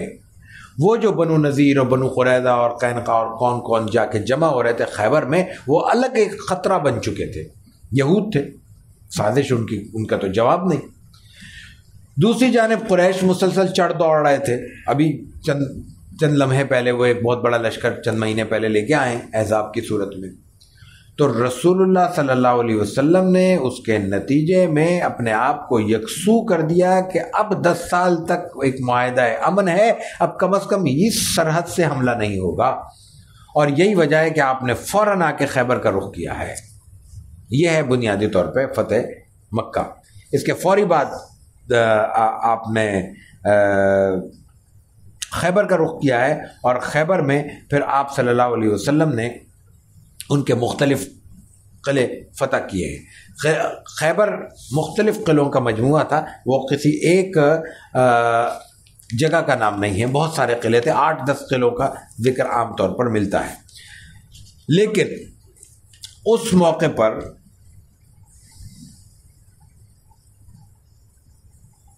ایک غیر معمولی واقعے کی طرف اشارہ کرنا ضروری ہے۔ ایک قلعہ نائم بہت مشہور قلعہ ہے، اس کے باہر ایک راعی ہے، کوئی چرواہا ہے، وہ جانور چر رہا ہے ان کے یہودیوں کے، اس کو اندازہ ہوتا ہے کوئی لوگ آئے ہیں، وہ حضور کے پاس آ جاتا ہے، لے کے پوچھتا ہے آپ کون ہے، سوال جواب ہوتے ہیں، مسلمان ہو جاتا ہے۔ اب رسول اللہ صلی اللہ علیہ وسلم سے پوچھتا ہے میرے پاس تو کافروں ان کی امانت ہے، کافروں کی، یہودیوں کی، تو آپ صلی اللہ علیہ وسلم کہتے ہیں ان کو رخصت کرو، ان کو دے کے آؤ، وہ دشمن ہے، مقابل ہے، لڑنے والے ہیں، آپ کے ساتھ دھوکے دیے ہیں، آپ ان کی وجہ، دھوکوں کی وجہ سے آپ کو یہاں آنے پر مجبور ہونا پڑا ہے، لیکن آپ ان کی مالی بددیانتی برداشت نہیں کرتے، کہتے ہیں ان کی امانت ہے، ان کو لوٹا دو، لیکن آپ نے کہا کہ ان کو ایسا کرو، ان کو ہنگا دو اور چند کنکریاں ان کے اوپر پھینک دو، یہ خود اپنے مالکوں کی طرف لوٹ جائیں گی۔ اس شخص نے، یہ وہ شخص ہے کہ اسود نام ہے اس کا، سیاہ، اسود سیاہ کو کہتے ہیں، رائی چرواہا ہے، بکریوں کے چرواہے آپ دیکھیں گے بکریوں میں رہتے ہوئے ایک بہت نامانوس سی بلکہ ناقابل برداشت قسم کی بو ہوتی ہے، وہ بو ظاہر ہے کہ ان کے ساتھ رہنے والے شخص کے جسم میں بھی سرایت کر جاتی ہے۔ رسول اللہ صلی اللہ علیہ وسلم سے وہ کہتا ہے کہ اگر یہ موقع ہے لڑائی کا آپ کی طرف سے، میں لڑتا ہوں، شہید ہو جاؤں تو مجھے کیا ملے گا؟ کہ جنت ملے گی۔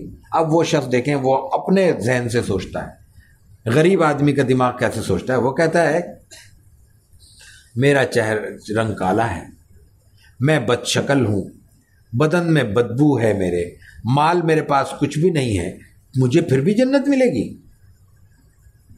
رسول اللہ صلی اللہ علیہ وسلم نے کہا ہاں، اور اللہ نے اس کو ایسا سچا کیا کہ چند ہی لمحوں میں وہ لڑا اور چند ہی لمحوں میں وہ شہید ہو گیا۔ رسول اللہ صلی اللہ علیہ وسلم نے اس کی لاش منگائی، اور جب لاش لائی گئی تو آپ نے کیا فرمایا؟ اب حضور کی گواہی ہے اس سیاہ چرواہے کے لیے کہ اللہ نے اس کے چہرے کو حسین کر دیا، اس کے بدن کو خوشبودار کر دیا، اور جنت کی حوریں اسے عطا کر دی۔ لمحے میں کایا پلٹ ہو گئی اور وہ شخص مسلمان ہو گیا۔ بہرحال آخری قلعہ قموس جس کو کہا جاتا ہے وہ فتح نہیں ہوا، اس کے لیے رکاوٹ پیدا ہوئی، تو پھر رسول اللہ صلی اللہ علیہ وسلم نے حضرت علی کو بھیجا، بلکہ یہ اعلان کر کے بھیجا کہ کل میں ایسے شخص کو علم دوں گا جو بہت ہی بہادر ہے اور میرا اعتماد والا ہے اور جس کے ہاتھ پہ اللہ فتح کرے گا۔ یہودیوں کی اپنی روایات میں بھی ایسے شخص کا ذکر موجود تھا جس کے ہاتھوں وہ قلعہ فتح ہوگا، اور وہ حضرت علی کی علامات تھی۔ رسول اللہ صلی اللہ علیہ وسلم نے جب ان کو بلایا تو آشوب چشم تھا، آنکھیں ان کی دکھنی آئی ہوئی تھی، وہ لڑنے کے قابل نہیں تھے، آپ نے لعاب دہن لگایا، وہ صحیح ہو گئے ہیں، لڑے ہیں اور انہوں نے فتح پا لی ہے۔ بالآخر کامیابی کے بعد اب اللہ کے رسول صلی اللہ علیہ وسلم کا ان کے ساتھ رویہ دیکھیے کہ ان کو ان کی وہ زمینیں لوٹا دی گئیں اس شرط پہ کہ وہ ان کے ساتھ بٹائی کا معاملہ کر لیں، کہ فصل کاشت کریں، کاشت کرنے کے بعد جو بھی ان کو منافع ہو وہ آدھا کر لیا جائے، آدھا مسلمانوں کے مرکز کو دے دیا جائے اور آدھا وہ رکھیں۔ یہ تو بزور جبر، بزور تلوار فتح ہوا تھا، یہ تو سارا علاقہ، ساری فصل، ساری زمین، سارے قلعے مسلمانوں کے تھے، آپ نے کسی کو بے دخل نہیں کیا، کوئی زمین کا ٹکڑا نہیں لیا۔ اور اس سے بھی بڑھ کر دیکھیے کہ یہی یہودی جن کے سارے کارنامے ہر شخص جانتا ہے، ان کا جب فصل کا موقع آتا تو مسلمان رسول اللہ صلی اللہ علیہ وسلم کی جانب سے صحابی جو وہاں فیصلہ کرنے کے لیے آتے تھے، جب فصل کٹ جاتی تھی تو وہ فصل کے 2 ڈھیر بناتے تھے، اور وہ اتنی باریکی کے ساتھ، اتنے انصاف کے ساتھ بناتے تھے، کہتے تھے کہ اب یہ ڈھیر ہیں، ان میں سے جو تمہیں پسند ہے لے لو، دوسرا میں لے جا رہا ہوں۔ یہ نہیں کہ میں نے لے کے جانا ہے تو یہ میں نے زیادہ سمیٹ لیا، نہیں، انصاف کے ساتھ، عدل کے ساتھ۔ اور وہ یہودی جو پھر بھی مسلمان نہیں ہوئے لیکن وہ یہ جملہ کہتے تھے کہ یہ جو زمین و آسمان جس عدل پر قائم ہے وہ یہی عدل ہے۔ یہ تھا مسلمانوں کا انصاف کا رویہ، جہاں جو مسلمان آج انصاف کے حوالے سے اس ذلت کا شکار ہیں۔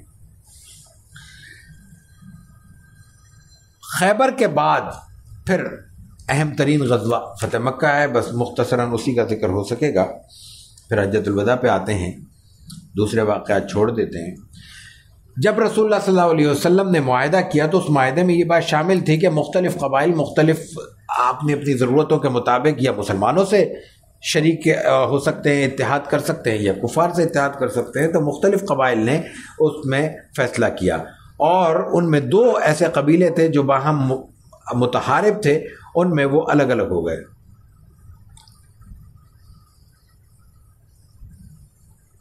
بنو خزاع اور بنو بکر الگ الگ ہو گئے۔ بنو بکر قریش کے ساتھ مل گئے اور بنو خزاع مسلمانوں کے ساتھ۔ بنو خزاع اور بنو بکر آپس میں پہلے سے ایک دوسرے کے ساتھ متحارب تھے، لڑائیوں میں شریک رہتے تھے۔ بہرکیف جو مسلمانوں کے ساتھ آئے انہوں نے قبول کر لیا، جو کفار کے ساتھ گئے ٹھیک ہے، دونوں معاہدے ہیں تو آپس میں ایک دوسرے کے ساتھ شریک ہیں۔ بہرکیف اس دوران لڑائی ہوئی ہے، اور بنو خزاع کے ساتھ کوئی پرانا جھگڑا تھا بنو بکر کا، اس کے لیے بنو بکر نے بنو خزاع پہ حملہ کیا اور ان کے بندے مار دیے، اور اس میں خاص طور سے قریش نے بھی بنو بکر کی حمایت کی۔ مسلمان آخر بنو خزاع لڑتے ہوئے شکست کھا کے جان بچاتے ہوئے بیت اللہ میں داخل ہو گئے، پناہ کے لیے پکارتے رہے، ان کو پناہ بھی نہیں دی گئی، ان کو بچایا بھی نہیں گیا، اور وہ بمشکل چند لوگ اپنی جان بچا سکے۔ جو جان بچائی انہوں نے رسول اللہ صلی اللہ علیہ وسلم کو اطلاع دی اور کہا کہ آپ حلیف ہیں، ہمارا بدلہ لیں۔ رسول اللہ صلی اللہ علیہ وسلم نے مکے والوں کو پیغام دیا کہ ان کی دیت دے دو، یا جن لوگوں نے غداری کی ہے وہ بندے حوالے کر دو تاکہ ہم ان سے خود بدلہ لے لیں۔ انہوں نے وہ دونوں شرطیں نہیں مانی تو رسول اللہ صلی اللہ علیہ وسلم نے کہا کہ ٹھیک ہے، پھر لڑنے کے لیے تیار ہو جاؤ، معاہدہ ختم۔ انہوں نے جوش میں آ کے کہہ دیا معاہدہ ختم، کہہ تو دیا، ادھر مسلمانوں نے تیاری شروع کر دی، لیکن رسول اللہ صلی اللہ علیہ وسلم نے ابھی روانگی اختیار نہیں کی تھی کہ ابو سفیان کو علم ہو گیا، اور وہ پھر آئے اور انہوں نے کوشش کی کہ کسی طرح یہ لڑائی نہ ہو۔ وہ مدینے آئے ہیں، رسول اللہ صلی اللہ علیہ وسلم کے گھر گئے ہیں، ان کی بیٹی ام حبیبہ رسول اللہ صلی اللہ علیہ وسلم کے گھر میں آ چکی ہیں، اس وقت زوجہ محترمہ ہیں۔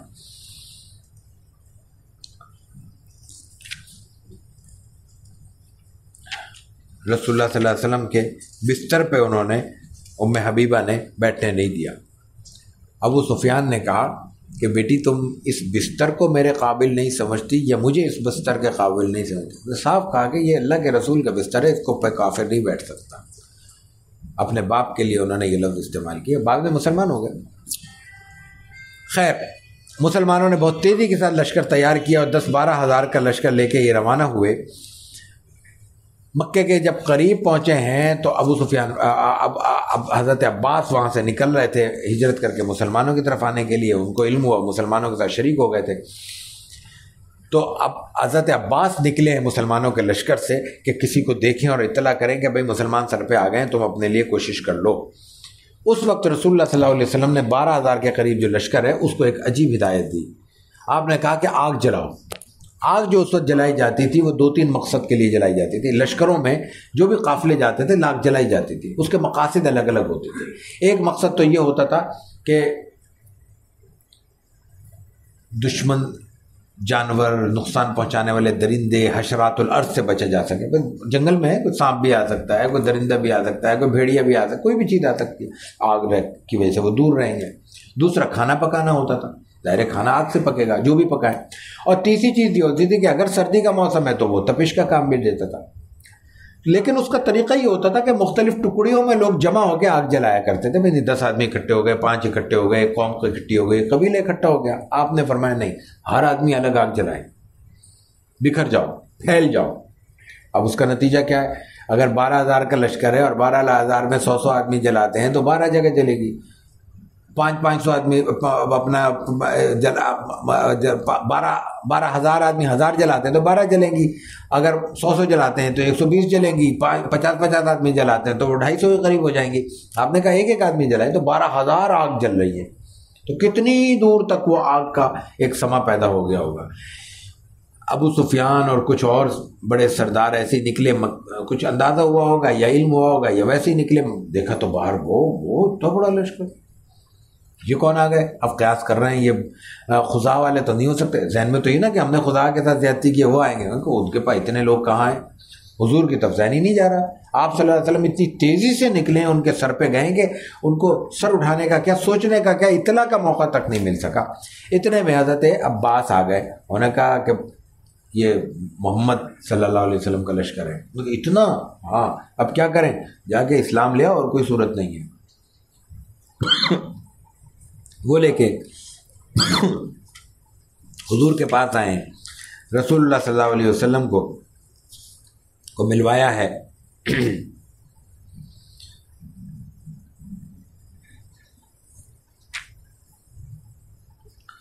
اور آپ صلی اللہ علیہ وسلم نے ان کو اسلام کی دعوت دی ہے.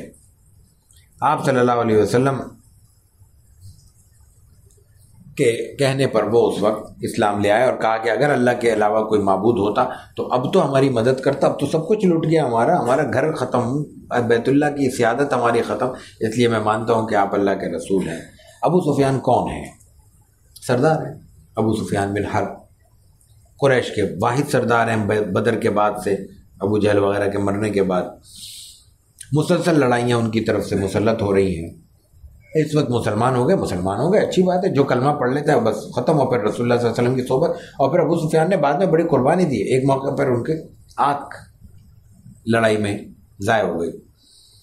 آپ صلی اللہ علیہ وسلم نے کہا کہ بات یہ ہے کہ اگر جنت چاہتے ہو تو جنت مل جائے گی، اگر چاہتے ہو دنیا میں تمہاری آنکھ صحیح کر دو تو میں کر دیتا ہوں. انہوں نے کہا نہیں، مجھے یہ آنکھ نہیں چاہیے، جنت چاہیے. تو قربانی دی ہے انہوں نے. لیکن اس وقت تو وہ دشمن کے ساتھی ہیں. چند لمحے پہلے تک ابھی مسلمان ہوئے ہیں، ٹھیک ہے، ان کو رعایتی نمبر دے دیے جائے، چھوڑ دیا جائے. رسول اللہ صلی اللہ علیہ وسلم نے کیا کیا؟ حضرت عباس صاحب کے چچا ہیں، انہوں نے کہا کہ یہ سردار ہیں، سردار لوگوں کا اپنا مزاج ہوتا ہے، ان کو تھوڑا سا اعزاز درکار ہوتا ہے ہر وقت، تو ان کو کوئی اعزاز دے دیں. حضور نے کہا کہ جو ابو سفیان کے گھر میں داخل ہو جائے اس کو امن ہے. اس کے بعد اب ابو سفیان کے گھر میں کتنے لوگ داخل ہوں گے؟ تو رسول اللہ صلی اللہ علیہ وسلم نے کچھ اور لوگوں کا ذکر کیا. پھر کہا جو بیت اللہ میں داخل ہو جائے اس کو امن ہے، اور پھر کہا جو اپنے گھر کا دروازہ بند کر لے اس کو امن ہے. کیوں؟ اس لیے کہ مقصد لڑنا تھا ہی نہیں، لڑائی کو ختم کرنا مقصد تھا، مقصد فتنے کو ختم کرنا تھا. وہ حاصل ہو رہا ہے، دشمن زیر ہو چکا ہے، وہ ہتھیار ڈال چکا ہے. رسول اللہ صلی اللہ علیہ وسلم نے حضرت خالد بن ولید کو نیچے حصے سے بھیجا اور کہا کہ لڑنا نہیں. تھوڑی سی ہلکی پھلکی جھڑپیں ہوئی ہیں، کوئی نہ کوئی تو مقابل آ ہی جاتا ہے نا جذبات میں آ کے. باہر کیف آپ صلی اللہ علیہ وسلم اس کے بعد بیت اللہ میں داخل ہوتے ہیں. اس وقت کیفیت کیا ہے آپ صلی اللہ علیہ وسلم کی؟ اسی بیت اللہ سے آپ کو چند برس پہلے نکالا گیا ہے. جب آپ روانہ ہو رہے ہیں تو آپ نے بڑی اس کے ساتھ حسرت کے ساتھ بیت اللہ کو دیکھا ہے اور دعا کیے اور کہا ہے، بیت اللہ کو پکار کے کہا کہ تجھے پتا ہے مجھے سب سے زیادہ دنیا میں یہی تو ہی عزیز ہے، اور تیرے گھر والے یعنی تیرے اطراف میں جو لوگ رہتے ہیں وہ نہ نکالتے تو میں نہ نکلتا. اس بیت اللہ میں داخل ہو رہے ہیں. جان عاجزی کا عالم یہ ہے کہ جس جانور پر سوار ہیں اس میں عاجزی کے ساتھ سر آپ کو بالکل جھکا ہوا ہے. بیت اللہ میں آپ داخل ہوئے ہیں، آپ نے طواف کیا ہے، حجر اسود کو چھڑی سے استلام کیا ہے. اس کے بعد عثمان بن طلحہ کو بلا کے بیت اللہ کی چابیاں لی ہیں اور آپ اس میں بیت اللہ میں داخل ہو گئے ہیں. اور وہاں پہ جو کچھ مورتیاں لکھی ہوئی تھی، حضرت عمر کو دوسرے صحابہ کو حکم دیا ہے وہ سب صاف کر دیا گیا ہے اور بتوں کو توڑ دیا گیا ہے. عثمان بن طلحہ اس وقت اسلام لے آئے ہیں اور قرآن کریم میں اس وقت حکم نازل ہوا ہے. تو آپ علیہ الصلوۃ والتسلیم نے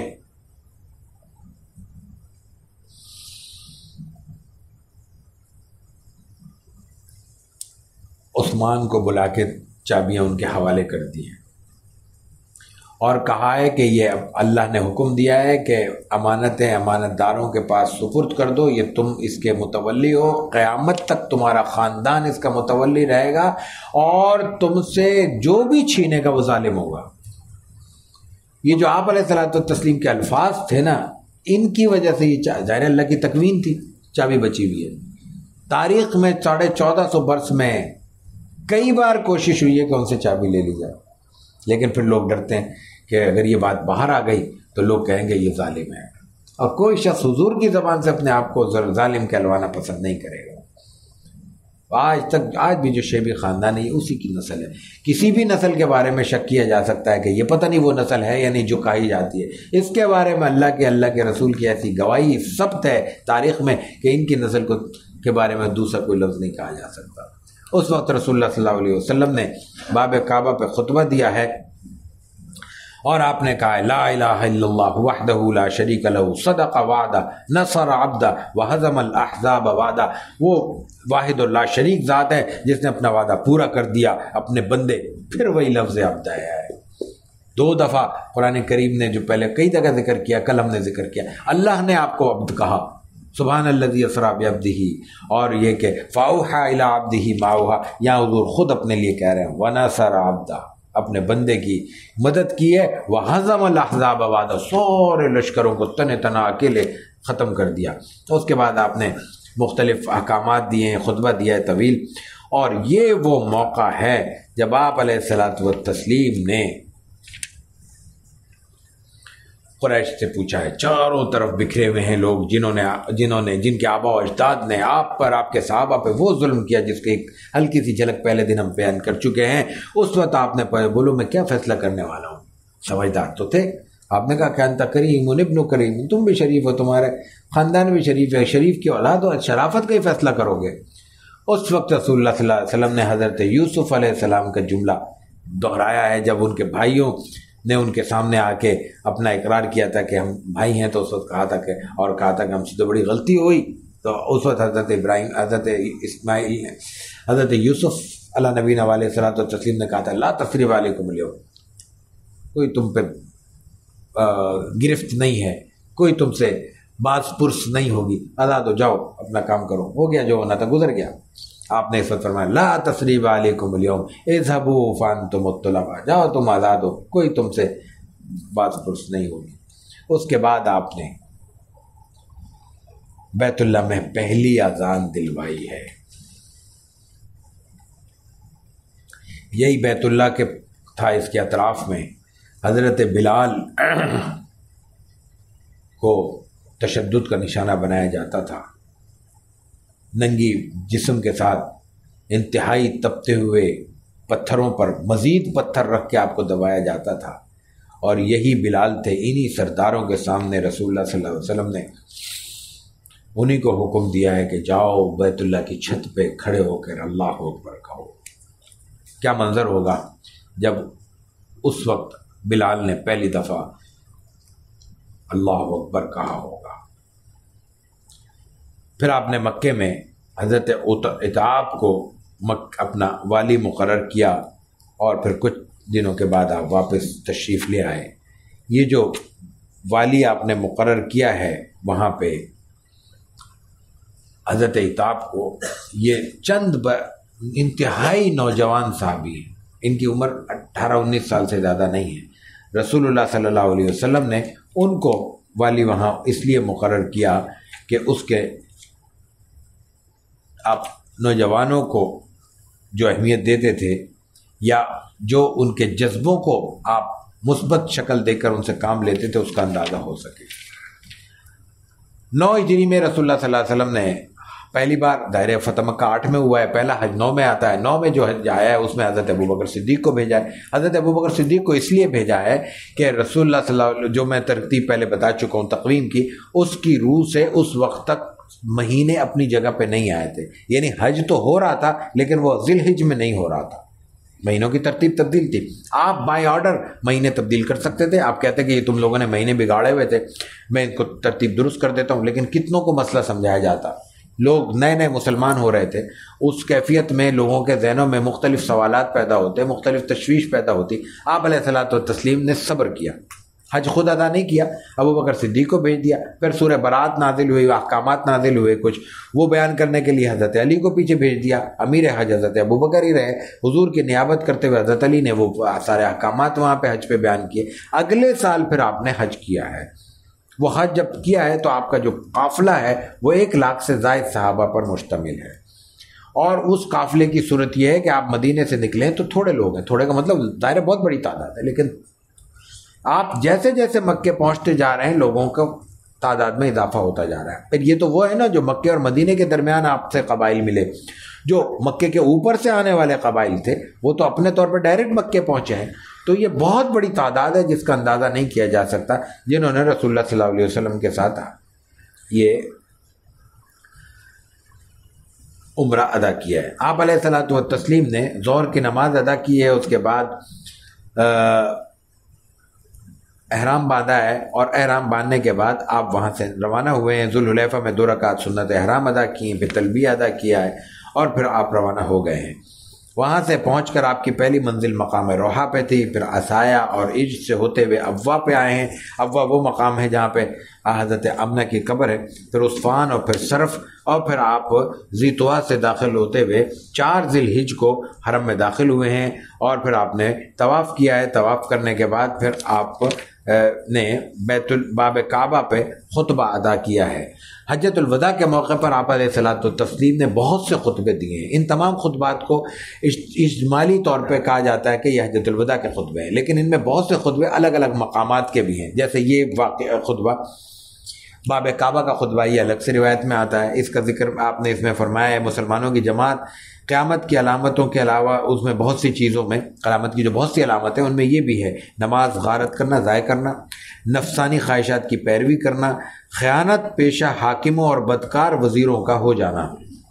اس کے بعد پھر آپ مکے سے منی 8 تاریخ کو روانہ ہوئے ہیں، یوم ترویہ کا خطبہ دیا ہے، پھر 9 کو منی سے عرفات روانہ ہوئے ہیں، وہاں آپ نے خطبہ حجۃ الوداع ادا کیا ہے۔ چند جملے ہم برکت کے لیے عرض کر دیتے ہیں۔ اے لوگوں میری بات غور سے سنو، میں تمہارے سامنے کھول کر بیان کرتا ہوں، کیونکہ میرا خیال ہے کہ شاید میں اس سال کے بعد اس موقف یعنی میدان عرفات میں تم سے کبھی نہ مل سکوں گا۔ اے لوگوں، بلا شبہ تمہارے خون، تمہارے مال، تمہاری عزت آبرو تمہارے رب سے ملاقات ہونے تک، قیامت تک تمہارے لیے قابل احترام ہے۔ کتنے قابل احترام ہے؟ جیسے تمہارا یہ دن یوم عرفہ کا دن ہے، قابل احترام ہے، ذی الحجہ کا مہینہ قابل احترام ہے، اور یہ مکے کا شہر قابل احترام ہے۔ تم لوگ عنقریب اپنے رب سے ملاقات کرو گے تو قیامت کے دن تمہارے اعمال کے متعلق تمہارا رب تم سے سوال کرے گا، کیا میں نے پیغام پہنچا دیا؟ اے لوگوں گواہ رہنا۔ اسی طرح آپ نے فرمایا کہ ہر مسلمان دوسرے مسلمان کا بھائی ہے، تمام مسلمان آپس میں بھائی بھائی ہیں، کسی شخص کے لیے اپنے بھائی کا مال حلال نہیں ہے مگر وہ جو خوش دلی سے اس کو دے دے۔ اپنے اوپر تم ظلم نہ کرو، کیا میں نے تمہیں پیغام پہنچا دیا؟ اے لوگوں تمہارا باپ ایک ہے، تمہارا رب ایک ہے، تمہارا باپ ایک ہے، تم سب آدم کی اولاد ہو اور آدم مٹی سے پیدا کیے گئے ہیں۔ بلا شبہ تم میں سے اللہ کے نزدیک سب سے زیادہ عزت والا وہ ہے جو سب سے زیادہ اللہ سے ڈرنے والا ہے۔ کسی عربی کو اجمی پر کوئی فضیلت نہیں سوائے تقوی کے، اور اے اللہ گواہ رہنا۔ اس کے بعد آپ نے پھر اور مختلف جگہوں پہ خطبے دیے ہیں۔ منی کا خطبہ آپ نے دیا ہے۔ منی کے خطبے میں آپ نے فرمایا کہ زمانہ گھوم پھر کر اپنی اصل حالت پر لوٹ آیا ہے، جیسا کہ اس روز تھا جس دن اللہ نے آسمان اور زمین کی تخلیق کی تھی۔ یہ آپ نے فرمایا کہ وہ جو مہینوں کی ترتیب بدل کے تم نے دن آگے پیچھے، مہینے آگے پیچھے کر دیے تھے، آج وہ اپنی اصل شکل پہ لوٹ آیا ہے۔ سال 12 مہینوں کا ہوتا ہے، جن میں 4 مہینے قابل احترام ہیں، 3 مسلسل ذیقعدہ، ذی الحجہ اور محرم، اور چوتھا مضر کا مہینہ رجب ہے جو جمادی الثانی اور شعبان کے درمیان ہے۔ اس کے بعد پھر آپ نے اور بھی بہت کچھ فرمایا، اور اس میں آپ نے یہ بھی وہی باتیں جو خطبہ حجۃ الوداع میں عرفات میں بھی آپ نے دہرائی تھی، وہ بھی آپ نے بہت سی باتیں دہرائیں، اور پھر آپ نے ایام تشریق میں خطبہ دیا ہے، اس میں بھی یہی باتیں آپ نے دہرائیں، اور ساتھ میں آپ نے یہ بھی کہا کہ جو لوگ یہاں حاضر ہیں، وہ جو لوگ موجود نہیں ہیں، ان تک آپ یہ بات پہنچا دیں۔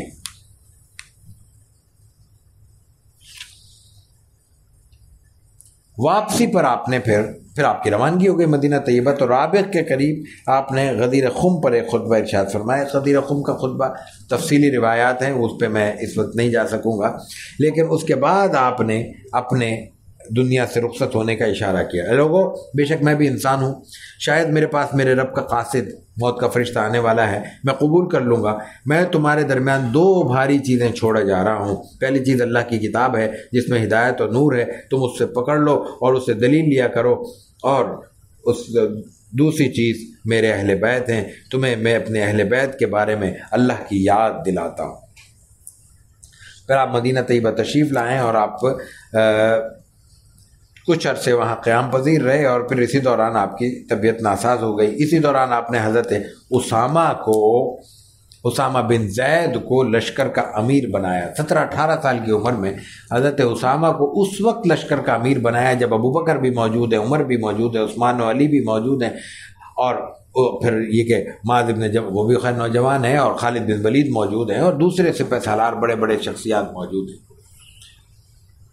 رسول اللہ صلی اللہ علیہ وسلم کی سیرت میں یہ ایک الگ عنوان ہے، کبھی موقع ہوا اس سے بات کریں گے کہ آپ نے نوجوانوں کو کیسے موقع عطا کیا، ان پہ کیسے اعتماد کیا، ان کو کیسے ٹاسک دیا اور ان سے کیسے کام لیا۔ یہ ایک الگ عنوان ہے، سیرت کا بہت بڑا عنوان ہے جس پر بات ہونی چاہیے۔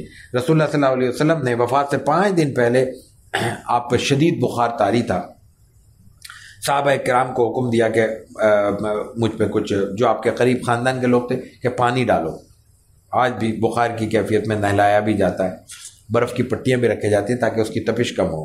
تو آپ پر پانی کی 7 مشقیں ڈالی گئیں، اتنا شدید بخار تھا کہ 7 مشقیں، ایک مشق میں کتنا پانی ہوتا ہے، ڈالنے کے بعد آپ کو کچھ اتنا اطمینان ہوا کہ آپ مسجد میں تشریف لا سکیں۔ آپ نے وہاں پہ آ کے خطبہ دیا، اور پھر خطبے میں کہا کیا؟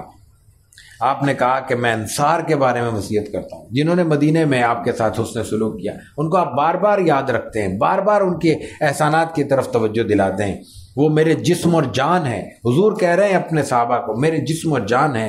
انہوں نے اپنی تمام ذمہ داریاں پوری کر دیں، لیکن انہیں جو بدل ملنا تھا وہ ابھی باقی ہے، اس لیے کہ جنت ابھی ان کو نہیں ملی۔ وہ اپنا حق ادا کر چکے، ان کو ان کا حق ملنا بھی باقی ہے، اس لیے لوگ بڑھتے جائیں گے، انصار کم ہوتے چلے جائیں گے۔ ان کے ساتھ بھلائی کا معاملہ کرو، ان میں جو اچھے ہوں، محسن ہوں، نیکوکار ہوں، ان کے ساتھ احسان کرو۔ لیکن اگر کسی سے کوئی غلطی ہو جائے، غلطی ہو سکتی ہے، ہوگی، آپ نے فرمایا ہے، تو اس سے درگزر کرو، اس کو نظر انداز کرو، اس کو لے کر لکیر پیٹنے کا رویہ اختیار نہ کرو۔ اور پھر آپ نے کہا کہ اللہ نے اپنے بندوں میں سے ایک بندے کو اختیار عطا کر دیا، اور کہ وہ دنیا کی نعمتوں کو قبول کرے، یا جو اللہ کے پاس ہے اس کو قبول کرے۔ اس بندے نے اللہ کے پاس موجود نعمتوں کو قبول کر لیا۔ یہ بات آپ نے ایسے ہی بغیر کسی کا ذکر کیے کی۔ ابو بکر صدیق رو پڑے۔ صحابہ نے کہا یہ کیوں رو رہے ہیں، حضور تو کسی کا ذکر کر رہے ہیں۔ اس وقت آپ علیہ الصلوۃ والتسلیم نے فرمایا تھا کہ ابو بکر کے دریچے کے سوا، خوخہ ابو بکر کے سوا سب دریچے بند کر دیے جائیں۔ جان و مال، محبت، رفاقت کے اعتبار سے مجھ پر سب سے زیادہ احسان کرنے والا ابو بکر ہے، ابو بکر سے بڑھ کر کوئی میرا محسن نہیں۔ جس نے مجھ پر احسان کیا میں نے سب کا بدلہ دے دیا سوائے ابو بکر کے۔ اس کا صلہ قیامت کے روز اللہ دے گا۔ اگر میں اپنے پروردگار کے سوا امت میں سے کسی کو اپنا دوست بناتا تو ابو بکر کو بناتا، لیکن جو دوستی کے لیے اسلام کا رشتہ ہے وہ کافی ہے۔ اس وقت آپ صلی اللہ علیہ وسلم نے، اس وقت طریقہ یہ تھا کہ مسجد نبوی سے فائدہ اٹھانے کے لیے سب چاروں طرف گھر تھے، ان گھروں سے لوگوں نے چھوٹے چھوٹے دروازے کھولے ہوئے تھے، چھوٹے دروازے جو ہوتے ہیں تاکہ مسجد نبوی آنے میں ان کو آسانی ہو، دور سے اوپر سے گھوم کے نہ آنا پڑے، یہیں سے داخل ہو جائیں۔ تو اب مسجد نبوی بڑھ رہی تھی، ظاہر ہے کہ رش بڑھ رہا تھا، اس کی وجہ سے ڈسٹربنس ہوتی تھی، تو آپ نے کہا کہ یہ سارے بند کر دیے جائیں سوائے ایک کے، ابو بکر کے، خوخہ ابو بکر جس کو آج بھی دروازے پہ وہ نشان موجود ہے۔ تو رسول اللہ صلی اللہ علیہ وسلم نے اس کو ختم کر دیا۔ ایک اور خطبہ آپ نے ارشاد فرمایا ہے، آپ نے ایک دن یہ کیا کہ بالکل آخر میں حضرت فضل کہتے ہیں کہ آپ نے مجھ کہا کہ لوگوں کو جمع کرو اور مجھے تقریر کرنی ہے۔